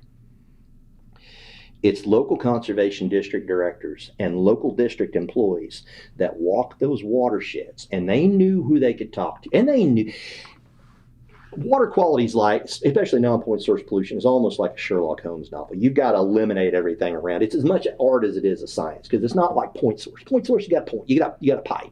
That's the problem. We know that's the problem. You do what's coming out of that pipe, they'll take care of it. Point source, today it may be my farm. Tomorrow it may be Ben's yard. Next week it's the churchyard at Loyal, because rain comes at different times. There's different things that are on it. It's a little bit of everything, all of it combined. You go out there and you find where the most egregious problems are, and you work with that guy. And here's the beauty about having the conservation districts be the ones that are actually doing it. One, they know the situation. They know how to talk with these people because it's their neighbors. They also know what the reality of their situation is. What can these guys afford, and where do they need help? How can we structure a cost share program to really help them put a program in place? And then on top of it, when they have a meeting and they're sitting down talking with it, it's a whole lot different, because these conservation, especially the district directors, 9 times out of 10 are doing the same thing on their own land. And if I'm sitting across the table from you and saying, look, we have a problem, we got to do something to take care of it, that's a whole lot different conversation than somebody from Oklahoma City or, heaven forbid, Region 6 EPA or Washington, D.C. coming out and saying, you got a problem and you got to do something about it. We got a problem. We got to do something about it, but we've got some money to help do this. And we think we can structure in a way, again, same stuff we want to do, control erosion. Have you ever thought about going no-till? Well, yeah, I kind of thought a little bit about it. Well, we want to help you do that because we think it could help solve this problem. Well, I don't really know if I care about that. Yeah, but you want to control soil erosion? Yeah, and I've been kind of thinking about no-till. Okay, there you go. Let's sit down, let's figure it out. And that makes all the difference in the world, and it works. The track record proves it out. It works like all hell. I mean, now, you can't solve every environmental problem that way. Regulations have their place. But we have shown something in Oklahoma. And again, I wish I could say that we knew when they set up DEQ and they put water quality conservation. I wish you could say that somebody in the Walters administration, Geary Shear, Mason Mungle, somebody somewhere knew that this is what exactly was going to happen. They had this grand strategy. But like I said, it's always better to be lucky than smart. And it just worked. And we've had the right people to use it, and it's worked well. And I think we've got a model that I think is a model not just for the United States. I think a model worldwide. I think we got something just like the original Soil Conservation Act that set up those conservation districts, which was that idea of Hugh Hammond Bennett. We can come in, we can tell you what to do, but really local people need to be driving the train. They should set priorities. They should help us determine what works and what doesn't work. They should feed back up to us and say, guys, this works. This doesn't work. You need to tweak it this way. They should be the ones then in turn we say, okay, can you sell this program then to folks here? We're going to change it. Can you guys make it work? Okay, yeah, we'll do it on our land. We'll be a demonstration to everybody else. We'll go sell it to other people, our friends and neighbors. And our friends and neighbors vote for us. They're the ones that said, you're a cooperator in Oklahoma. Now, another thing about Oklahoma a lot of people don't realize, the majority of conservation district directors are elected. A couple are appointed by the commission. The majority is elected. You can live in an apartment in downtown Oklahoma City and be a cooperator for a conservation district in this state, because all you've done is gone to that local conservation district and said, I agree to conserve the natural resources that I impact. That's something too that we've done that a lot of people don't realize is there. That's truth. You can sign up as a cooperator. Anybody can be a cooperator in the state of Oklahoma. You don't have to be a farmer and rancher. Now, 90% of them are, because that's who deals with most land, and they deal with NRCS programs. Somebody living in an apartment in Bricktown probably don't think twice about signing up the conservation district, but you could. You could. And I've often thought, one of the things I didn't get done at OACD that I wish we could have done, we actually played around with the idea of trying to set up college conservation districts.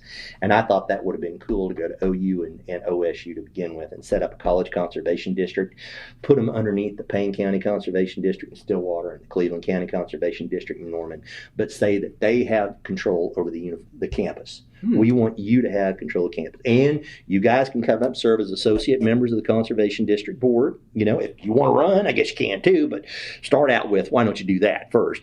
But set you up as a subsidiary of those boards, that they would then be another student club but they would go to everybody on campus and say, anybody can sign up as a cooperator. And they would work with the university. They'd work with the local conservation district on anything that impacted the campus, but they'd also work with the university on things like litter picking up litter, or wildlife habitat, maybe trying to do some pollinator habitat or other things incorporated into some of the lawn care and other management of the university resources. Working with people in the room. Have you gone in and switched out all the light bulbs in your dorm room for those, at that time, the funny curly Q, now we all buy them now, but, when we still had incandescent bulbs, switching to more more energy efficient bulbs to try to help address climate change. Have you done things like that? Are we doing bottle recycling? Or maybe you got your own water bottle, maybe working with the university on making sure that we have plenty of fountains where you actually can put a water bottle in instead of just getting the water and going and buying a plastic bottle of water. Let's do stupid things like that kids can do, but get that idea that conservation is important installed in other kids. Now, granted, your ag kids are going to be your primary. You start with, especially at OSU, but at OU, you're going to have kids in biology and maybe even meteorology and some of these other things, and start building that understanding of how important conservation is. Because the other thing that I think we don't do a good enough job of in this state, conservation districts are not clubs. The district director's position is not like serving on your Lions Club. You are a locally elected official with responsibilities for that district. You administer public employees, public funds come through that district. If you have upstream flood control structures, you hold the easements more than likely on those structures. You have responsibility of operation and maintenance. You are a public official with responsibilities that are just as important in my mind as a county commissioner, school board official, city manager, city mayor, whatever it might be. You are another level of subunit of state government.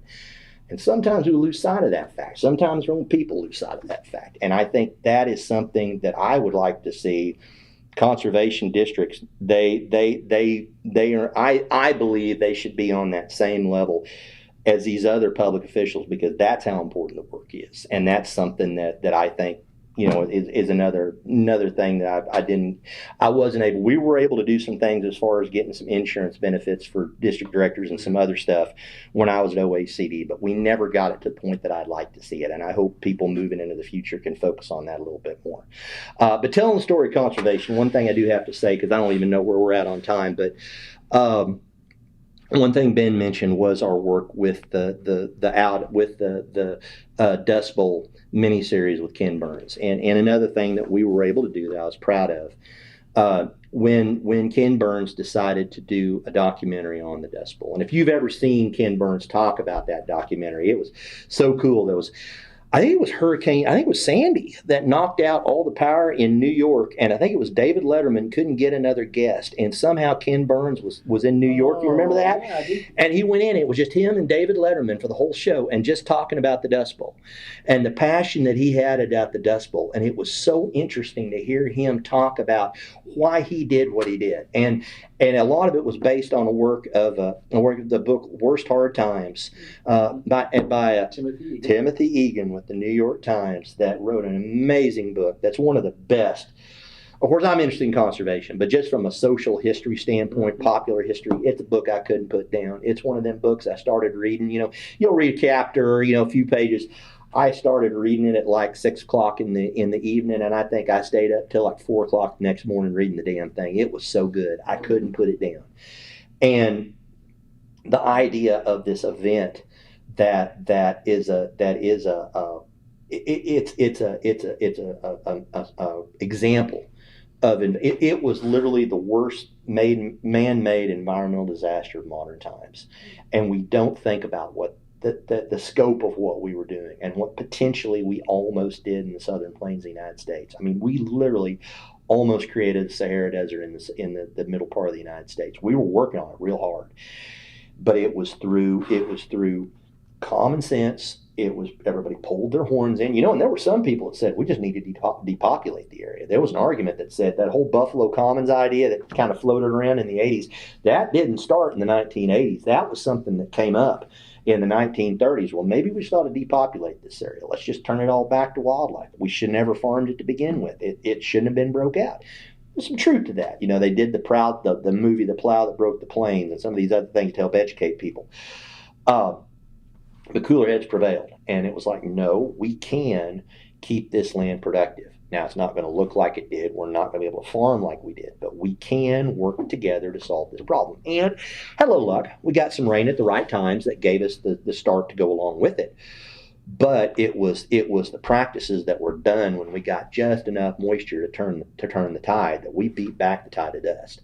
We did. We did something that I don't know if we really still fully understand in the United States what we did by turning back the Dust Bowl. We really did something. I mean, we did. We stopped an ecological catastrophe that potentially could have turned a huge chunk of not just the southern plains, but on up into states of Nebraska. It could have turned that area into a Sahara Desert. It could have.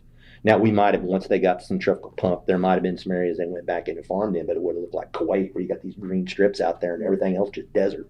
And that's not what it is. And because of what we did.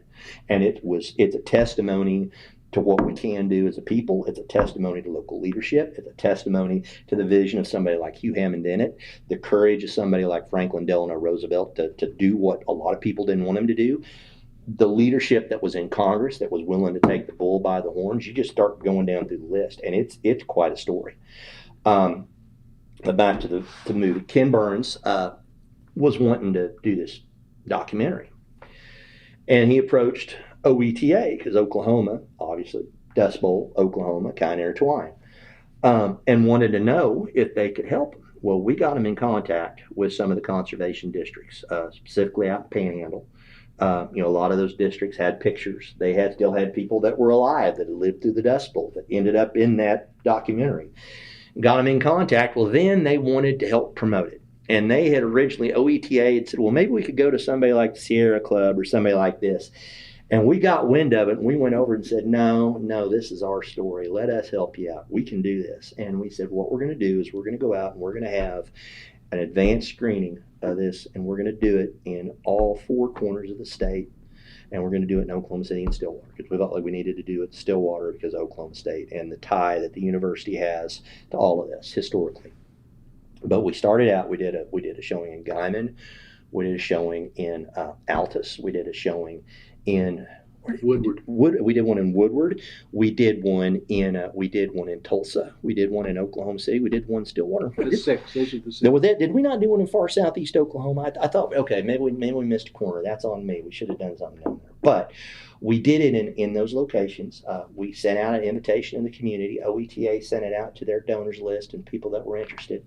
They came in. Everybody who came in got a copy of that book, Out of the Dust, that I told you about. We shared information with them. We showed a 30-minute screener of the Dust Bowl. We made sure we did it in theater settings where it was really cool, every place that we did it. And then we had a panel.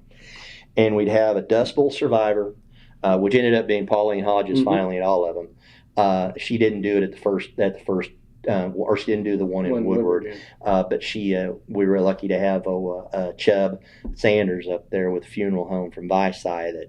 He's an old constituent of mine in Visay, which he tells a story about the double funeral of his little sister and his grandma on the same day, which happened to be Black Sunday when the big dust storm hit. And it's quite a story if you haven't seen the Dust Bowl, but he goes through it all, and it's pretty. In fact, that's what he said. He had told me that story before, that his little sister is buried in Enid, because he lived in Panhandle at the time. They lived at Boise City, and they had to go all the way to Enid to find a cemetery that they could actually dig a grave. That's how bad that dust storm was. Yeah.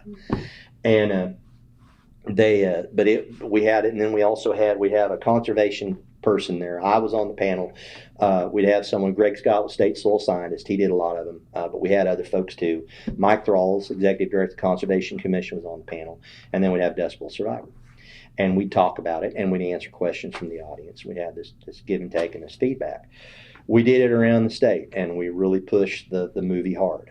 We did all these screenings. We gave the screener out. We gave the screener to all of our conservation districts. We gave them copies that they then could give to all the schools in their area. They could get a copy of this 20-minute screener, get it to all their schools. There was an educational packet that went with it. Pauline Hodges, who I mentioned, she wrote up some conservation curriculum to go with it, some history that we went with it, and we sent it out to everybody. And we did the lead up, the promotion of this going up to the Dust Bowl. And we also did some other things. Ron Hayes, OETA had us come on to, and different news programs and things that they had, and we'd had other news programs that picked up on us and have us come on the radio and talk for 30 minutes about what we were doing and all, or 10 minutes, whatever it was, about what we were doing. And when they showed the Dust Bowl, the first, it was a 2-part documentary. They showed the first part, and it was a night that I think OSU had their second game of the Big 12 and OU both had big games, and they were both on. One was on ESPN. I think the other one was on TNT or something. They were both big televised basketball games, and they showed that documentary. And OETA called us up the next day and said, "You're not going to believe this. We got a call from PBS." And they, doing the Nielsen ratings. They said, "We don't know what the hell you did," but said that was the highest rated show in Oklahoma, not on PBS, but on Oklahoma up to that time in the year. And it stayed, I think, like the Super Bowl and one other thing beat it out, but it was in the top 5 for viewed shows, both of those 2 documentaries that we pushed it in Oklahoma and really got a big play on it. One of the things too, that talking about Timothy Egan, I actually had the honor of meeting Timothy Egan because NACD, the National Association of Conservation Districts, was asked to do an advanced screening then in DC of the Dust Bowl. Oh, yeah. And I had a chance to go to the White House, and I was on a panel with Timothy Egan and with Lester Brown with the World Watch Institute, and what was her, Yonkers was her name, was a big local food person in D.C., and I represented NACD and conservation on the panel at the White House when we did a screening of the Dust Bowl at the National Academy of Arts and Sciences did it, and I had the chance to be there for that, and that was kind of fun. I got to meet them, but then came home after all that, and lo and behold, well, that's one thing, I'm going to say this, one thing I've been honored to do. I had that chance to go to the White House then. Shannon Phillips with the Water Quality Division, the Conservation Commission, she and I had a chance. That's the 3rd time I got to go to the White House. I got to go to the White House for that. I got to go to the White House for the water quality work that we did. Shannon and I made a presentation on behalf of EPA on water quality to a White House panel. And then I got to go with Dan Siebert to the White House, talk about upstream flood control structures. Dan got us in with the Rural Advisory Committee, and we went in and talked. So I've been honored 3 times to go to the White House and talk to different administrations about conservation in Oklahoma and what we've done, because we got a hell of a story. But anyway, we did this, got home, we got nominated for an Emmy for helping promote, a regional Emmy for promoting the Dust Bowl, and dang if we didn't win. And so I've got an Emmy trophy at home. Ben's got one. A few of our other partners got them. We got Emmy trophies showing the partnership that we did promoting the Dust Bowl documentary in the state of Oklahoma. And that's another thing I'm pretty proud of. So. You have to show it again. How long ago? How many years has it been? It's not been that long. Well, it would have been, I've been retired 8 years, so it was probably about 10 years ago. About 10 years ago. I think that movie's about that. The other thing we got to do, I'm going to say, that was kind of fun, that's not quite as big as going to the White House, but one of the last big things I got to do for OACD, we were in the middle of the drought from 2011 to 2014. In the spring of 2014, my last year working for the conservation districts, and Ben was retired at this point, and Mr. Pollard came back for a special appearance because he just knew that the train was finally going to go off the tracks. We had a drought, and we had Conservation Day at the Capitol. And we had been running this rainfall simulator. We had a rainfall simulator, which now there's several of them in the state of Oklahoma. We have one at the hub too. If you've ever seen it, it's quite a demonstration that you set up. It's a tray at the table. It's hooked up with a trailer. It's got a pump, water reservoir. You can set up different land treatments on pallets. It puts rain on it, and it shows runoff and water infiltration. Well, we had done it. My compadre over here, I convinced him that we needed to do it all the OECD area meetings. And first of all, he was just convinced we were going to do this in Guyman, Oklahoma, in the middle of a blizzard, and it wasn't going to work.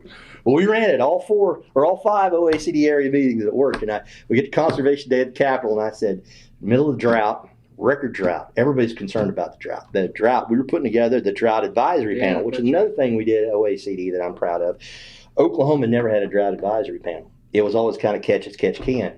We set it up that when the Secretary of Agriculture declares an agriculture disaster in the state of Oklahoma for drought, the Secretary of Agriculture, the head of the Conservation Commission, the head of Water Resources Board form a drought advisory task force. Yeah. And we have a permanent conservation, it's a permanent seat at the table dealing with drought now in the state of Oklahoma that we were able to set up. You'd forgot about that, didn't you? I did. I'm wondering, talk about the surprise for an indemnity fund that still hasn't raised its. We did a whole lot of things in statute that I don't think a lot of people really realize are there yet. But as some of these things kick on, it's like, that's in statute. Anyways, we might have snuck it in some bills. But what we did was we took this thing apart, this rainfall simulator that's designed to be on a trailer that you have outside. We built a special containment unit and ran it on the 4th floor of the rotunda of the state capitol and did it for legislators, lobbyists, agency heads. And Ben was just convinced, because this thing puts out a lot of water. And I think the guys at the Capitol maintenance were a little bit spooked about what we were going to do. You can make a real mess with this thing. In fact, after we were done, our containment unit had that much water in the bottom of it that we had to suck out with a shop vac.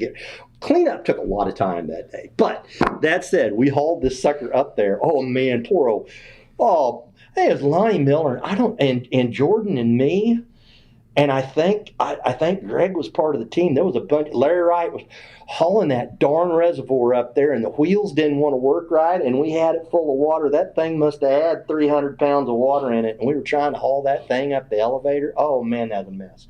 Well, we got it up there, and we ran it, and it was quite a show. And that was one of our biggest fun things, is that we were going to make it rain in the Capitol. Yeah. And everybody came out, because it was like we'd handed out all this stuff. We're going to make it rain in the Capitol. We're in the middle of drought. It's going to rain in the Capitol on Conservation Day. We're going to do it at 4th floor rotunda. And everybody came out, and we had a lot of fun. And we got some press out of that, not just in Oklahoma, but NACD and other people picked it up. And running that rainfall simulator on top of the Capitol. I don't think they beat that one yet. That's a gauntlet that I've thrown down that I hope someone with OECD can top that as far as the activity at the Capitol. That was a lot of fun. And so I'm waiting. Somebody needs to figure. There's something you can do to top that, but they haven't done it yet. So I'm the gauntlet. Whoever watches this, the gauntlet's thrown down. Yeah. You have to come up with a bigger spectacle than running the rainfall simulator on the top of the Capitol. That was a lot of fun. So a little bit of play in there, huh? Not all work. No. Well, no, it's important though, because it brought. I mean, there were people who otherwise would never see it. That again, highlighting with the drought, that this is what we're talking about. Because if you watch the rainfall simulator, in all seriousness, I mean, it's kind of funny, we ran it up there. But it does demonstrate how different land treatment practices increase the water holding capacity of the soil and control runoff. And in a drought, like we said, going back to the Dust Bowl, you can get a little bit of rain, but if you are not managing that land to hold on to it, it's like that fertilizer, just throwing it away like I told you about. That's basically what you're doing. It's going to evaporate, it's going to roll down, or it's going to come hard, it's going to roll down the creek, and you're not going to hang on to it. And it's actually going to cause more damage than it going to cause more problems than it solves. You've got to manage that land to hold on to that water when it hits there. And one of the things that we found is that if you can improve the microbial capacity, improve the health of the microbial community in the soil. In fact, if you increase organic matter by 1%, according to Kansas State, you more than triple the water soil holding capacity. That's 25,000 gallons of water on average per acre that you can hang on to in this country if you just go up organic matter by 1%. Mm-hmm. But if you go to Texas Tech and you go down in those areas where around Lubbock, it's going to take you 1,000,000 years. I don't care what you do to build 1% of organic matter, because you really are on the edge of what's arable as far as farmland. There's research out of Tech that shows that if you improve the microbial community, you improve the health of the soil, you don't have to build organic matter. That relationship between the bugs, bacteria, and fungi operates almost the same way that it does with increase in organic matter. If you're improving the health of the soil, if you're keeping something green and growing on the land as much as possible, you're not disturbing the soil. If you are feeding nutrients to that community of organisms that then in turn have that relationship that I talked about that's evolved for millennia with those plants and with the surrounding soil, they see the same results. They hold on to water just like they do in Manhattan with increasing the organic matter. We don't understand it. We don't. I mean, we'd be lying if we did. It's like knowing how your nerves really work, or understanding how the bugs in your gut, the interaction, but the soil is a living ecosystem. Yeah. Just like our insides are a living ecosystem. I've told people, I mentioned I grew up on a dairy farm, gave a lot of 4-H and FFA speeches growing up as a kid. Dairy speeches specifically. If you've ever heard a kid give a 4-H or FFA dairy speech, almost invariably, they will have an obligatory line about calcium in the diet and how if you take a calcium supplement, it is good. But if you drink a glass of milk, it's better because you have the vitamin D, the vitamin C, all these other nutrients that help your body more readily assimilate that calcium. Take a supplement, you'll assimilate some, but a lot of it is lost and ends up in the sewer system. Same way with a healthy soil and that with fertilizer. And that's when it really clicked for me, is that there's nothing wrong with putting down nitrogen, phosphorus, other introduced fertilizer. It's necessary at times to do, but if you don't have a healthy subsoil microbial community, just like that calcium supplement, so much of it is lost because you've got to have the ability of that ecosystem to absorb that nutrient and put it where it needs to be. Fungus actually interacts with the roots of your growing plant. Some of them burrow into the plants, and there's exchange of simple sugars and carbon from that plant through photosynthesis. Then that fungus in turn breaks down those nutrients and mineralizes it and sends it to the plant in a way that can more efficiently take it up. It's a symbiotic system. We are just now starting to figure out how this really works. And that's what was it? I can't remember who it was that said that we know more about the heavens above than we do the soil under our feet, and that's absolutely the truth. We're just now figuring it out.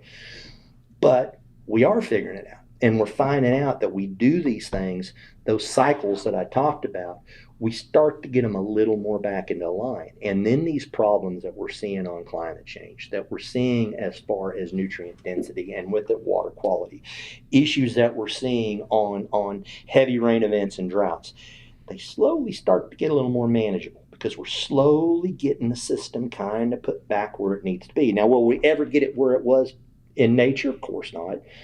We can't. I mean, unfortunately, we're nothing but smart, hairless monkeys is all we are. If you really want to stop and think about it, we got opposable thumbs and big brains. We can't run fast. We can't fly.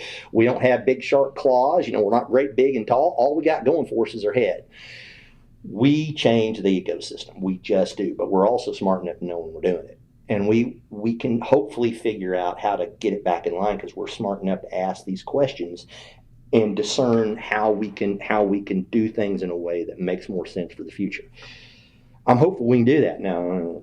See how smart of monkeys we are, or whether we're just hairless monkeys. I mean, whether we got big brains or not, I guess we can answer that question 30 years from now, whether or not we really do or not. But I'm hopeful. The knowledge is there if we can figure out a way to put it into place. And that's one of the things from what we get to do in conservation, and do it in a way that also helps guys make a living on the land and feed and clothe the world. And that's what's so much fun and so much exciting. And I'm just tickled to death that I've been a piece of it. And I hope I get to do it for a little while longer. And I hope the people after me, the jokes I made about going further than we have with some of the stuff that we've done, I hope they really do take it to heart, because I think there's things that we can do that can take us even further into the future and do what we need as people. How have you learned all of this? Just by listening and absorbing from people around, or do you read a lot? I don't know. I read a lot. I do read a lot, but I've also, more importantly, I've told you that I stole all this stuff from people. So you listen. Ben Pollard and I, we actually, our first meeting as me, young, energetic state representative, and Ben Pollard as the serious government official who runs a state agency, went out to I mentioned my grandpa had something to do with a conservation district in northwest Oklahoma, and it just so happens that there was a reorganization plan that Mr. Pollard, when I was a freshman representative, all full of piss and vinegar, came out to the good people in the Cimarron Valley Conservation District to tell them that they were going to close the office down. And I informed him that he was not going to do that, and that was how we started our relationship. But we've learning people. Won? Well, it helps when you got a a position in state government that actually votes on these things. It kind of helps a little bit. But no, the people like Ben, people like Mike, people like Mason, Larry Wright, kind of guys like Larry Caldwell, Dan Siebert, Dan Lawrence, Shannon Phillips, Butler. I mean, you start going down through all the guys. Daryl Dominic. God, I'd be remiss if I didn't mention Daryl, godfather of modern Oklahoma conservation, who has set up a network of guys from Kevin Norton to Rolene Rides at the Door to, our old friend, I can't think of his name, Dad Gummit Mung. He was a Mung. Pooh Van Lanningham, and he was a state conservationist. All these guys that have taken this information and spread it out amongst the United States. I've just been lucky. I've had the chance to be with people that knew a heck of a lot more than me, and then I got a little bit of a sponge to me where I can absorb what they have. I'm not smart; they're smart. I just get a chance to take what they do and share it with other people. And that's whether those conservation district directors and employees I talked about, the commission employees, the NRCS employees, farmers and ranchers doing stuff out there on their land. I've just been lucky to be with people where I could hear from them. And then I get to sprinkle in stuff like Timothy Egan and Ken Burns and some of these other folks that come from a different perspective or tell the story in a different way. Mm-hmm. And I get to hear what they say and I hear from them. Wallace Denny, hearing stuff like that, hearing Pauline Hodges. Mm-hmm. Oh my goodness, and her and Sanders, what his story. I mean, those guys that lived through the Dust Bowl. And that's what you hear these. You get a chance to learn. My professors at Oklahoma State. I'm gonna shout out to Larry Sanders in the Ag Econ department, the man who was my ag policy teacher at Oklahoma State. And I made him pull his hair out whenever I went to class. And a lot of times I didn't go to class. And he'd chew me out when I didn't. And he has been a mentor and a source of inspiration and learning the whole time that I've been there. I think about Kevin Donnelly in agronomy. And I sure slept through a lot of Kevin Donnelly's classes. But I learned a lot from him. I think about the guys, all the people from that time, Glenn English. And showing me policy. Gary Dage. I go back and look at it. Gary said something to me that I never thought about till we started really working on soil health. And Gary said our biggest problem is that we treat the soil like a damn test tube. He said it's a petri dish that we bring everything to. He said we're going to regret the day that he said we need to treat the soil like a whole system, and we don't do it. And he told me that when I was working part-time down here in Oklahoma City, and I have thought about that so many times before he died. I wish I would have got him and taken him out for lunch or something and asked Gary, I said, did you understand what you said to me, and how did you really know what you were doing when you said that? I think he did. Mm-hmm. He planted a seed that he knew was going to grow, and that was just amazing when I think about that. I think about my own dad and his dedication to soil conservation. Think about Grandpa living through the Dust Bowl and the Depression and what they went through. I think about my brother. And, we lock horns from time to time and have issues every once in a while, but his dedication in taking what we're doing and moving on. And the great job Steve's done. My family's farm, we've been doing soil health now. Put the farmer hat on for a second. We started no-tilling when I started working for OACD in 2004. We've been doing no-till. Or been doing covers for about 8 years now, trying to figure it out. The last 4 years, no joke, and this is a true statement, and it's a testimony to my brother. He's actually a soil health mentor now with the Conservation Commission, and I hope he sticks with that and really works with that. We've cut the best wheat we've ever cut for the last 4 years. My mom is in her 80s. My brother's 63. I'm 52. If we cut a 28, 30 bushel wheat crop where we're at on dual purpose winter wheat, we thought we had a tremendous crop. And that's the way it's always been. And that's what Mom said. That's 30 bushel wheat crop. In my part of the world, it's a good wheat crop. We have beat 40 bushel every year for the last 4 years. This year we beat 50. We are using right at half the fertilizer we did when we conventional tilled, Ben. We're grazing it. We're growing covers. Now, we have found something out. We had the weather come in a couple of years ago. We were planting every acre of our wheat ground to cover crops. And if we got a good stand, we run calves on it and then pull them up, burn it down, plant wheat. We couldn't get all of our covers planted. We planted half of the acres normally we'd plant to covers. Again, that better to be lucky than smart. We saw on the acres that we didn't plant covers on, we had an increase in yields on the acres we had covers on, but we had a real boost on the ones we didn't have covers on. And we thought, well, is there something there? Again, not understanding everything works. Maybe the nutrients are tied up. What are we doing? So we swapped. And the next year we planted acres on the ones, and we saw an increase in yields on the acres that we didn't have covers on the year before. We saw a bigger increase on the yields that we didn't have covers on. So now we're rotating every other year. We don't know why yet. We don't understand it. Now we lose some grazing. The one thing about the covers that's been really handy for us, where we graze winter wheat, we do dual purpose wheat, so we're set up for livestock. The incorporation of livestock, the idea of soil health, what they always talk about is don't disturb the soil. Keep something green and growing on the land as much as possible. What you do, make sure that you try to have as much diversity as possible. Incorporate livestock too for nutrient cycling. Those are some of the things they really hit on this whole soil health regenerative ag stuff. Incorporating livestock is not a big issue because we graze our winter wheat already, so we're set up for livestock.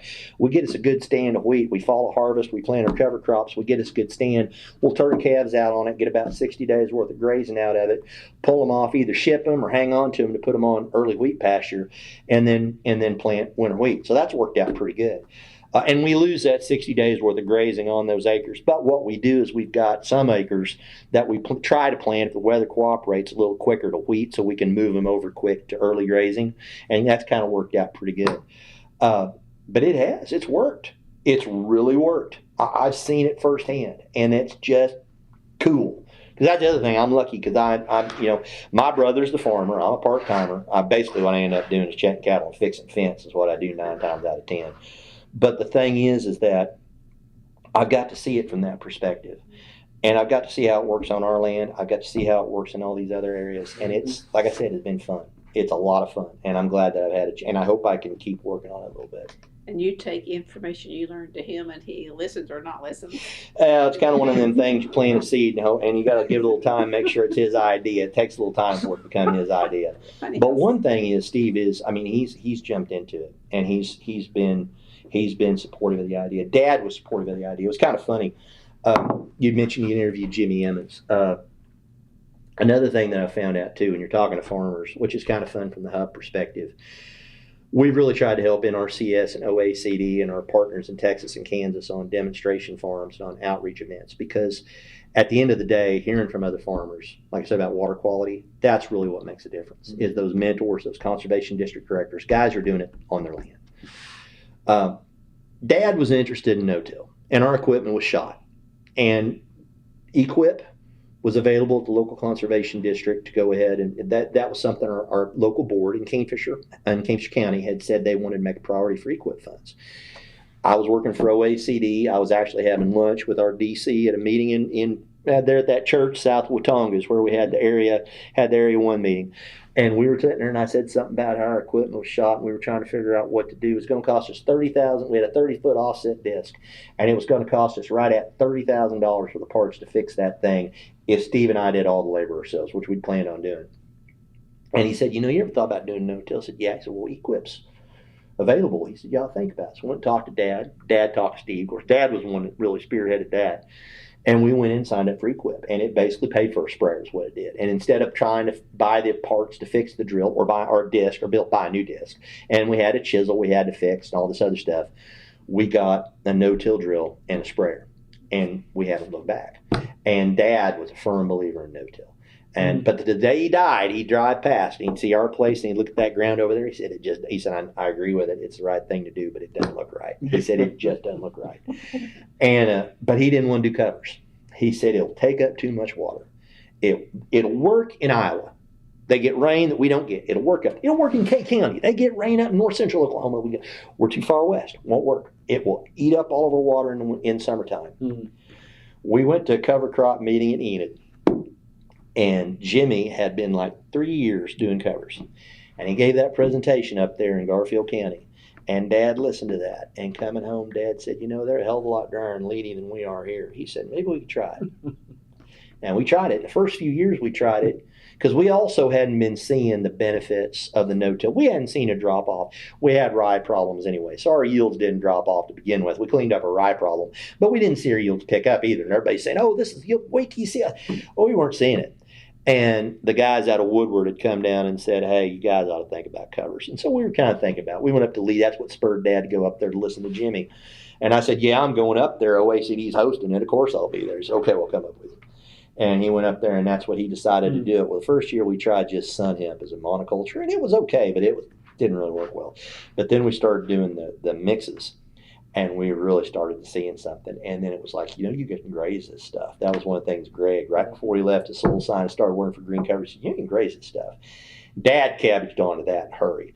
And we started grazing it. And I tell you, it is just, and then of course we lost Dad not too long after that. But it's worked. Wow. It's worked. It has worked good. And I really, in fact, tell you something else that I'm kind of proud of. That I'm gonna brag on my brother a little bit. He's raising two of his granddaughters, and I'm raising JJ. Mm-hmm. Sadie had first place wheat at the state fair this year. Picked all that wheat and had the best wheat in the state of Oklahoma for 4-H and FFA kids this year. So I'm pretty proud of that. She did something pretty special there, and I think that's testimony to what Steve's done. And I hope he sticks with this mentor program. Sometimes it's hard to keep him going on stuff like that, but I hope he does, because I think there's a story there to tell, and it's again feeding that group to keep telling the story beyond what I'm doing. Yeah. She'll come along and take over the farming. Huh? And she'll come along and take over. Well, we'll see how that goes. I was getting ready to say we'll kind of see how it all shakes around. I don't know. I keep saying I'm going to farm, and heaven only knows what else is going to happen next. Probably die in a car wreck or something. I don't know. But I mean, it's just it's fun. And like I said, I'm enjoying what I'm doing for the hub right now, and I'm hoping that I think there's some stuff being discussed in DC now, not just in USDA, but in different advocacy organizations and in Congress, that I'm hoping, again, we're going to see that push continue. And I really believe, I believe we're on the edge of something that's going to do a whole bunch if we can just get the pieces put together. Mm-hmm. I think that I believe that in my heart of hearts. It's going to happen anyway, because conditions will dictate it. But boy, if we can push it that way and we can encourage it and help people get there quicker, just like the Dust Bowl. People would have figured out what to do and not what to do, but the damage that would have happened in the meantime, and the economic legacy that would have been lost, and the lives that would have been even more shattered than they were, that's what I look at, how things can go one way or another. And I think we're a chance where that technology's there, that understanding's there, and that's going to keep moving forward over time. I just hope those of us who work in the advocacy, the policy, and the outreach realm can help guide it in the way that it needs to go. And I think if we do, if we're a little bit lucky and maybe not quite as smart, but if that luck will go with us, what was it that Churchill said, that God looks out for drunks, fools in the United States of America. So I mean, maybe we'll see how much there is to that. So I think we'll just kind of see how it happens. Have you thought about running for the U.S. Congress? No. Been there, done that. Still got some T-shirts to prove that I was in that game. You tried. I don't think I think that's a whole nother discussion for a whole nother video series.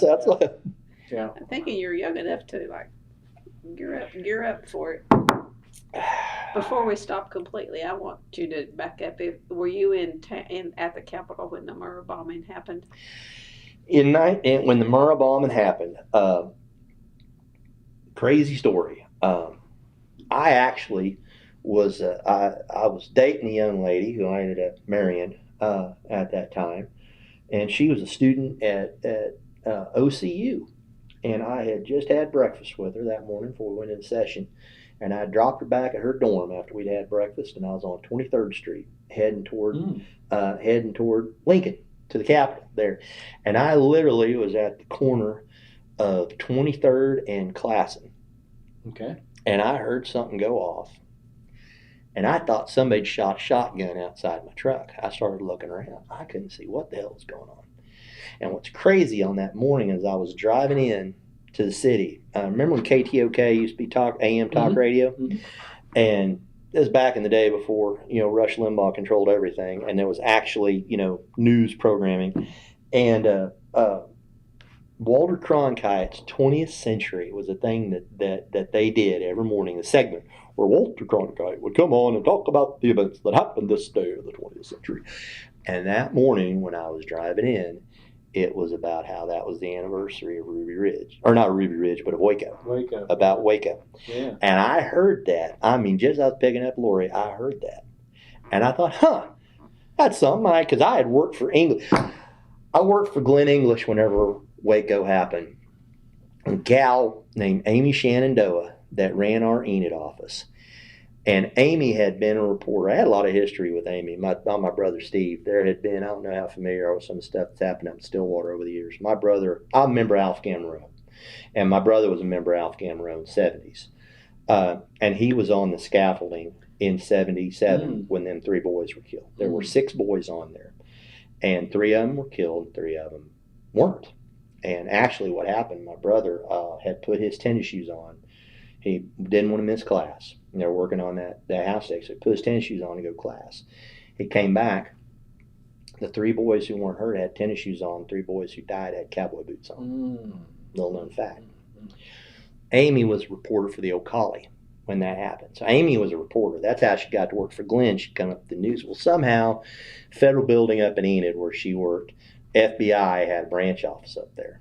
And she was friends with the spooks. She liked to hang out with the FBI guys. And when I was working there, she was like, clack, because all this stuff been going. She kind of clack, clack, hey, turn on your TV. What? Just turn on the TV. What? Something's going to happen. I can't tell you. I got to turn on the TV.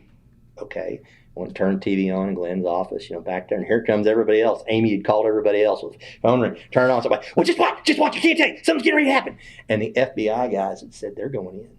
They said, Amy, they said, you need to watch this. They're getting ready to go in because that standoff had been happening. Right. So I'd watched all that. So I had a little history on this whole thing that happened with Waco from everything that had happened. And whenever that happened, I was driving and I heard that boom. I don't know what the hell was going on. And I had KTOK on. Well, they started talking about an explosion downtown Oklahoma City. About the time I pulled in the parking lot in the Capitol, they were talking about how they finally got their heads about them and their wits about them that there'd been an explosion. Everybody thought it was gas line to begin with. And pulled in there, Kevin Cox, state representative from up here in the city, had taken, I can't remember if it was his kid or his grandkid. I can't remember which it was. Because Kevin was older. I think it may have been his youngest kid. Was in the daycare center. And he had literally just dropped him off and was driving away when that thing blew up. And it blew his car over. But Kevin wasn't hurt. Or he was shooken up, but he was just, and he got in. His kid was one of them that was hurt. But he talked about going and finding his kid, that his kid somehow where he was had been sheltered from a lot of this, but all these other kids that had been killed and all the damage. And he talked about the scene and stuff. Dale Wells, colonel in the Guard. And he was sitting there and the sergeants came up, called him back. He got activated. And then pretty soon Hopper Smith got activated, because he at that time, I think he was a captain. Mm-hmm. And then Jerry Hefner was a warrant officer, and Jerry got activated. And they all pulled him out, took him out, and they had to go report over here at the Armory. And Kevin was that, and then Glenn Johnson was speaker, and he said, he recessed us for the rest of the day. Well, Joe Dorman and I Joe was on staff. Joe and I have history again. We were in student government together up at Oklahoma State, and we had a lot of we've ran in the same circles over the course of our lives, going back to our time as folks in college up at Stillwater. Joe and I are pretty good friends. Joe was on staff at that time at the State House, and I, of course, state representative. Well, I had radio on in my office, and I had a window. I was one of the few freshman representatives had a window. The office wasn't very big, but it was a window, and I could see down to Oklahoma City. And so we went in there and was watching. We turned the radio on and we listened to the news. Well, it came over that there was a threat on the Capitol, and everybody had to leave. Well, I'm state representative. Hell, I got a key at the front door. I can do whatever I want to. I'm going to stay in here, and I'm going to listen to this thing. Joe's on staff. Well, you're on staff. You're with me. I'm state representative. The troopers came and ran us out of the Capitol. Ooh. They literally were going door to door through the Capitol. They went to every office, every place, and they went door to door to find everybody. That's what Joe and I always said. We were the last men out. We were the last ones standing. We were the last ones out of the Capitol. We weren't going to go. We're just like taking the last plane out of Vietnam. We were the last ones. Wow. But yeah, I was there when that happened, and that was quite a deal. And Lori, the girl that I mentioned that I was married to at the time, her dad was an iron worker. And I'll tell you a story about that. Lyle, who we lost Lyle a few years back, and Lori and I obviously didn't stay married, and that's a whole other story behind that. But her dad was one of the finest men I ever knew. And he went down there as an iron worker. He was the head of their apprenticeship program. You remember that old gal that there was that? That's what's kind of interesting about that. My current wife, Sarah, she had cancer when she was 3 years old. And they ended up took a hunk out of her leg down at Children's, ended up and been in remission ever since. They thought they were going to lose her, and they thought they ended up doing surgery on her leg. Same doctor that did that was the same guy that went in there. Remember that amputated those underneath that? And Lyle was the guy that was in there bracing that up so he could get in there. And so that's kind of a weird thing how everything kind of circulates around. But Lyle had dreams about that his whole life. The stuff that he said he saw, and trying to brace that up so those paramedics, they went in there, paramedics couldn't go in, and them iron workers went in, and it literally was falling around their ears, and those guys went in there and risked their lives to brace that up so those paramedics could get in there. Those guys were heroes, and they didn't get the recognition I feel like they deserve, because those guys literally, that's like charging a machine gun nest so the medics can come in and pull out the wounded. That's what they did, because that literally was falling around their ears. And they were just lucky that a couple guys got hurt. None of them died. And they went in there literally like you've always seen the pictures of collapsed mines putting in things in. Lyle and his team went in and did that. They braced that crap up for those guys so they could get in there and they could rescue who they could get out. And that's what that was. And even recover the dead. They got them. They held them to get them in there. And they held that. They basically were what's the old story about Big John, holding the mine up as it falls around them? They were the guys that were holding the mine up around them so they could get in there and do it. And that's quite a story that I don't know that's ever really been told, the way that those guys did that. And that's a real credit to the union iron workers. I got to give it to them. Those guys did it, man. And that was the thing that did it, because the union, that's why Lyle, he was the head of the apprenticeship shop. And that was the one thing that I always do. They have a business manager that they go to a Bold or somebody and they say, okay, we need 30 guys come on to a deal in Fort Worth. Well, they'd negotiate with them and they'd bring them to them, and they wouldn't have to go and find individual certified ironmen. They had went through their apprenticeship program. They were certified. They knew it. They'd kept training them. They updated their skill set the whole time, and you knew you had somebody come down and do a job, professional, be done. You wouldn't have to worry about it, certified, go home. And because he was the head honcho of it, he knew he was the one taught them all. And he said, let's do it. He said, and they called them in off of jobs. Wow. And they went down there, they volunteered. They didn't they actually lost money because they had to put the jobs on hold till they were done, but they said it's got to be done. And they just went down like Seabees in World War II. That's what they did. And that's something that's yeah. So anyway, that's my part of that story. It's part of Oklahoma history. You were close by. Thought I would ask. Yep. Anything else, Ben? Let's wrap this up. He's covered the waterfront. He's covered everything you want him to cover. Yep. Do you want him to say anything about Mike Thralls? Was a good man, and we lost a lot when we lost Mike. Mike was a very good friend. He was a good advocate for conservation. He was an outstanding advocate for rural Oklahoma. More than that, though, he's just a good guy. Yep. There's not that many people that you think about. Him and John Ward used to be for Pollard Federation. Those are the two guys that, when I can say there was no malice in them. He didn't have any malice. He would be upset about things that he thought was wrong. But I honestly can't say that I never knew Mike to have malice towards somebody. I mean, if something was wrong, he'd be upset. And there were times that he got angry about it. As you should. Righteous. But it was not malicious toward another individual. And I can honestly say I can't think of a time that Mike was acted out of malice toward anything. And that's pretty damn rare. I mean that. Yeah. Mike was a good guy. I thought a lot of Mike. Mike was the one, when I announced I wasn't going to run for re-election, Mike chased me back to my office and asked if I'd ever be interested in doing conservation work. And I remembered standing it because Mike had done such a good job under Keating after Mason had left. And I remember telling Henry's people that Mike needed to stay on at the Conservation Commission. You know, he was a Republican. Mike had been very active in the Republican Party as a young man. Henry Bellman was one of his real benefactors. Tom Cole, but that was the thing. He kind of caught the same fever that I did when he got over here to conservation. And he actually wanted to be Secretary of Agriculture. Mm-hmm. He didn't know that much about conservation till he got there, and he realized what it was, and he understood it. And he understood, you know, there's a reason why Jimmy Carter in his book, Our Endangered Values, talked about Stewardship Week. You know, and that's one of the things a lot of people don't realize. NACD, and one of the things Hugh Hammond Bennett really pushed is that through the faith community, is that, you know, we are, as in our faith walk, and those of us who hold the Christian faith, you know, we are charged. If you go back to the story of Adam and Eve, man was put in charge of the garden, and we're charged with protecting this resource. And I, you know, the earth is mine, saith Lord, it's not ours. We're renting it from future generations. And that's what we always talk, Mike and I talked about, is that, you know, when we die, all we are the renters. You know, it's all God's. He's the landlord. And you think about it, you rent a quarter out to somebody, and they let the fences go to pot, and they didn't take care of the land. They let the terraces blow. They just let everything go to the devil. You ain't gonna be too happy as a landlord, are you? You ain't gonna keep them on land. Well, when I die, I really don't want to be the guy that goes up to the landlord and tells him I didn't take care of the place. And that's just the way from from a farmer's perspective to think about it. And Mike understood that from that, because he was a very spiritual man, and he got that. And Mike, that was something that really clicked with Mike. And he was like me. He saw this, how this all ties together. And we lost something when we lost Mike. Mike was a good man and a good caretaker and a good friend, a good co-worker and a good mentor. He's someone who I enjoyed working for when he was at the commission and I was at OACD. And I think we lost a lot when we lost him. Yep. Well said.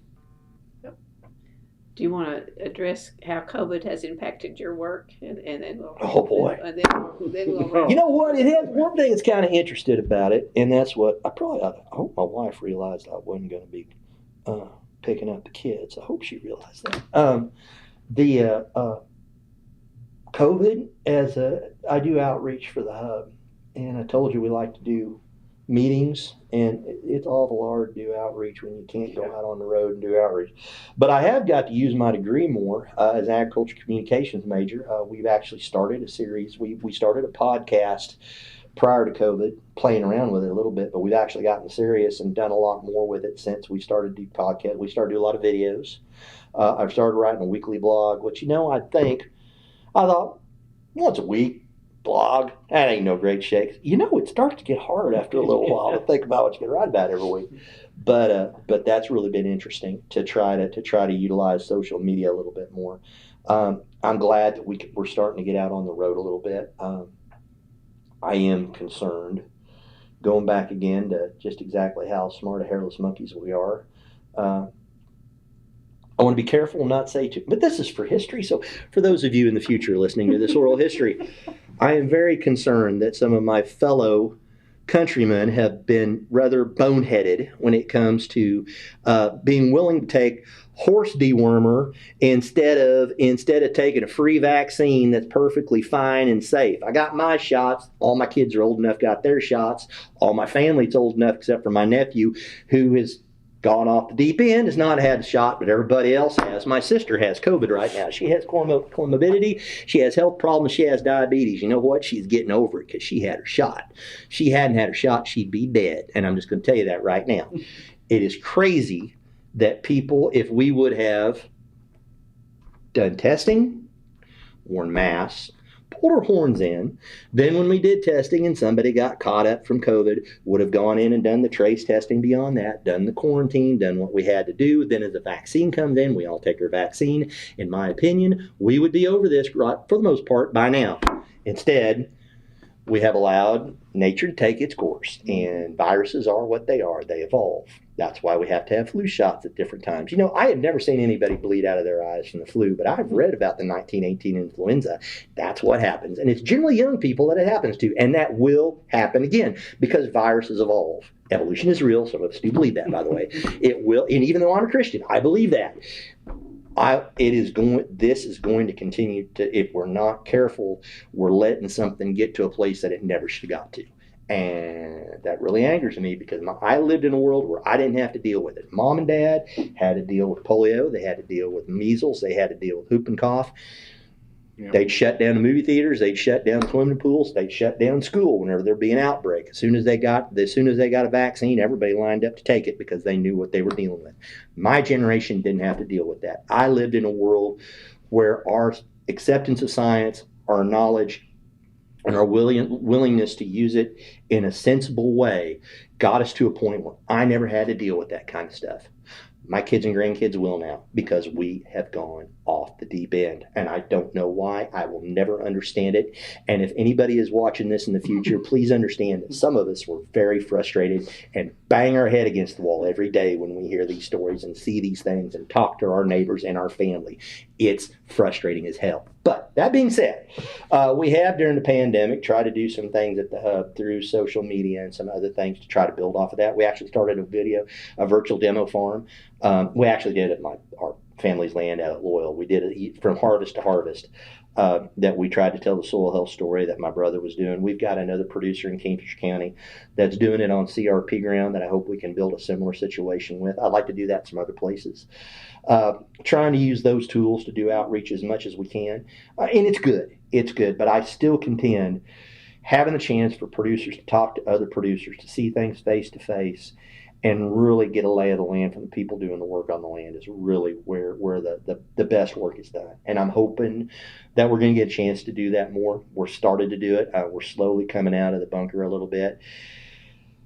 I just worry that some other people aren't doing what they need to do. That means that this specter is going to hang around a little while when we should have exercised it and at least put it over in the corner for a little while. But we'll deal with it as it comes. And but that's kind of how it's affected me and kind of my feelings on it. Okay. Well, then we'll end with my last question. How do you want history to remember Clay Pope? You know what? I hope that it's not me. It's what I'm part of, and conservation's a big piece of that. But I hope my kids, I hope my family, I hope the legacy that I leave through them. I mean, because at the end of the day, you know, I obviously believe there's something more beyond where we're at now, and I think that I'm trying to help with that. But at the end of the day, it's those that come behind you. And you know, you talking about Mike earlier. That was one thing Mike and I always talked. Nobody is indispensable. We are just players on a stage of a production that's been going on since you know the first one of those hairless monkeys ever got the bright idea to try to do something a little bit different. We're just players on stage, and this is going to go on beyond us. And I just hope that I have done something that can help move that along a little bit, that I've helped move when it comes to conservation, agriculture, some of these other things. I've helped move the ball a little bit further down the field. And I hope my kids have a chance to go onto the field and play the game and maybe even get lucky and score a touchdown. And with that, that's probably where I'd leave it. Okay. Very good. So, well, I appreciate you not being a silent sentinel today and sharing with us. Indeed. So thank you very much. Thank you, great. You bet. Well, thank you guys.